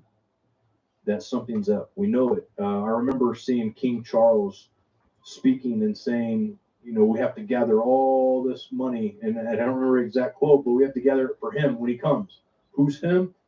Your guess is as good as mine, but I think we know. David, what else do you think would be crucial to add to this information that would help people kind of be able to come to the light of God? Because obviously that's the most important thing here tonight. I believe that we're all in darkness when we are born. We're born into darkness. We continue in darkness until we see the light. And so I think it's important that we see the light. Otherwise, this stuff makes no sense. This stuff has no bearing on life at all. Knowing this information means nothing, but we have to have hope. We have to believe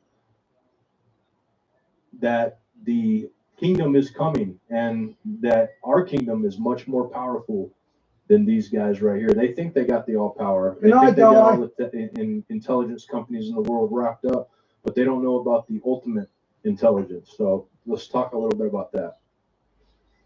Well, that which was set in place in Jekyll Island in instituting the Federal Reserve, that is what is destroying and will destroy our nation at this very moment. Such an oxymoron with the Federal Reserve. It is neither federal nor is it reserved. It is privately owned by these international bankers, and always, and it's the bewitchment. It's the bewitchment. Well, Wow. we have to start the magic money machine and finance all of the wars going on for this, that, or the other. And that's always the answer. Print billions and billions and billions of dollars. And it's to the place where very soon the just paying the interest on these debt to these international bankers, it's just going to absolutely stranglehold our nation, and it's going to absolutely bring it down. It's about global domination, global control. These people, just like John has brought forth this evening, they are identifiable. We can name them. We can look at their pictures, how this plan was implemented. We can even roll farther back in history. And the Rothschilds learned it from the Knights Templar, the first international bankers of the Rex. I never knew that. Wow. This is an ancient plan that we're seeing to come to culmination right now. And what can we do about it? You turn to Jesus, with a real Jesus, right now before it's eternally too late. The only anchor in the rock we're going to have at this time is Jesus Christ and Him crucified in the Word of God. It is. And none of this is taking the Lord by surprise. He is in control. And when we commit ourselves to Him, when we repent and believe the gospel and accept that which Christ did upon the cross for us, we are serving the one who's really in charge. Amen. And it's time to turn to Jesus. It absolutely is. Amen. Absolutely. And I wanted to read a couple, just read this because I think that it's really relevant to what we're talking about tonight. Revelation 18:23. And the light of the candle shall no more be all in thee, and the voice of the bridegroom and the bride shall be heard no more at all in thee. For thy merchants were the great men of the earth, for by their sorceries were all the nations deceived. We've seen it play out right in front of us. And then here's by their sorceries, by their pharmakia. Something that I believe this, guys. I believe we will win. I believe that our King will win. It's predicted. There will be, everyone will be reckoned for everything that they've done. Yep. Nobody's getting away with stuff. Yep. They may think they're getting away with it. They may think that they're getting away with all of these things in secret because they're able to fool everybody in the media. They're able to fool everybody in the world. But in the end, we have to have hope that evil will be vanquished and that we will be restored to what we were made to be. And I really believe that, and I'm thankful for that hope. That hope is something that I searched for my entire life. I remember I was at one time, I was even, doing drugs. I was even just looking anywhere and everywhere that I could find some kind of fulfillment in my life. And I just was lost. I was lost, and I just was at the point to where I just wanted to give up. And I just thought in that moment, I said, you know what? I'm going to cry out to God. I'm going to ask Him if He's real, and I'm going to see if He can do something with me, because I can't do this anymore. I didn't like it. I didn't like what I was going with it. My flesh was too powerful, controlled. It was in control, whether it be because of sex or whether because of drugs or whatever. My flesh was so powerful, and I couldn't resist the ways of the world. And I asked God, and He created a miracle in my life, showed me in so many ways He's real. I know a lot of people have heard, how that happened, but for me, it was an experience that I will never forget. I will never be more, I can't be more grateful than I am.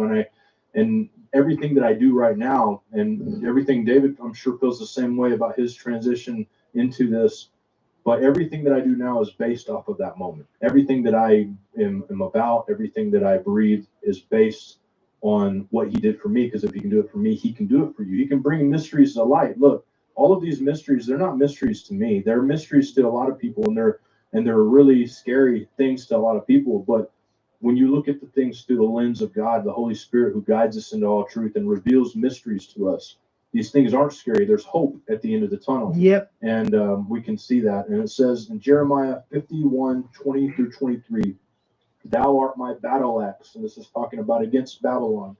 Thou art my battle axe and weapons of war. For with thee I will break in pieces the nations, and with thee I will destroy kingdoms, and with thee will I break in pieces the horse and his rider. And with thee will I break in pieces the chariot and his rider, and with thee also will I break in pieces man and woman. And with thee will I break in pieces old and young, and with thee will I break in pieces the young man and the maid. I will break in pieces with thee the shepherd of his flock, and with thee will I break in pieces the husband and his yoke and of oxen, and with thee I will break in pieces captains and rulers. One day in that glorious time when war breaks out and the evil is vanquished, I hope to be a battle axe, and I hope you guys do too. And Amen. so, with that being said, David, that's all I have. We do this thing called the Pounders Pound, where you pound the like button. But I really want you guys to subscribe if you enjoyed this content. Okay, guys, I'm out. But See you we're tomorrow. gonna do the Pounders Pound. We hit it at the same time. We'll do that X Factor guy tomorrow, Di. Not three, David. Let's do this. You ready? 1, 2, 3. Boom. Boom. We got it.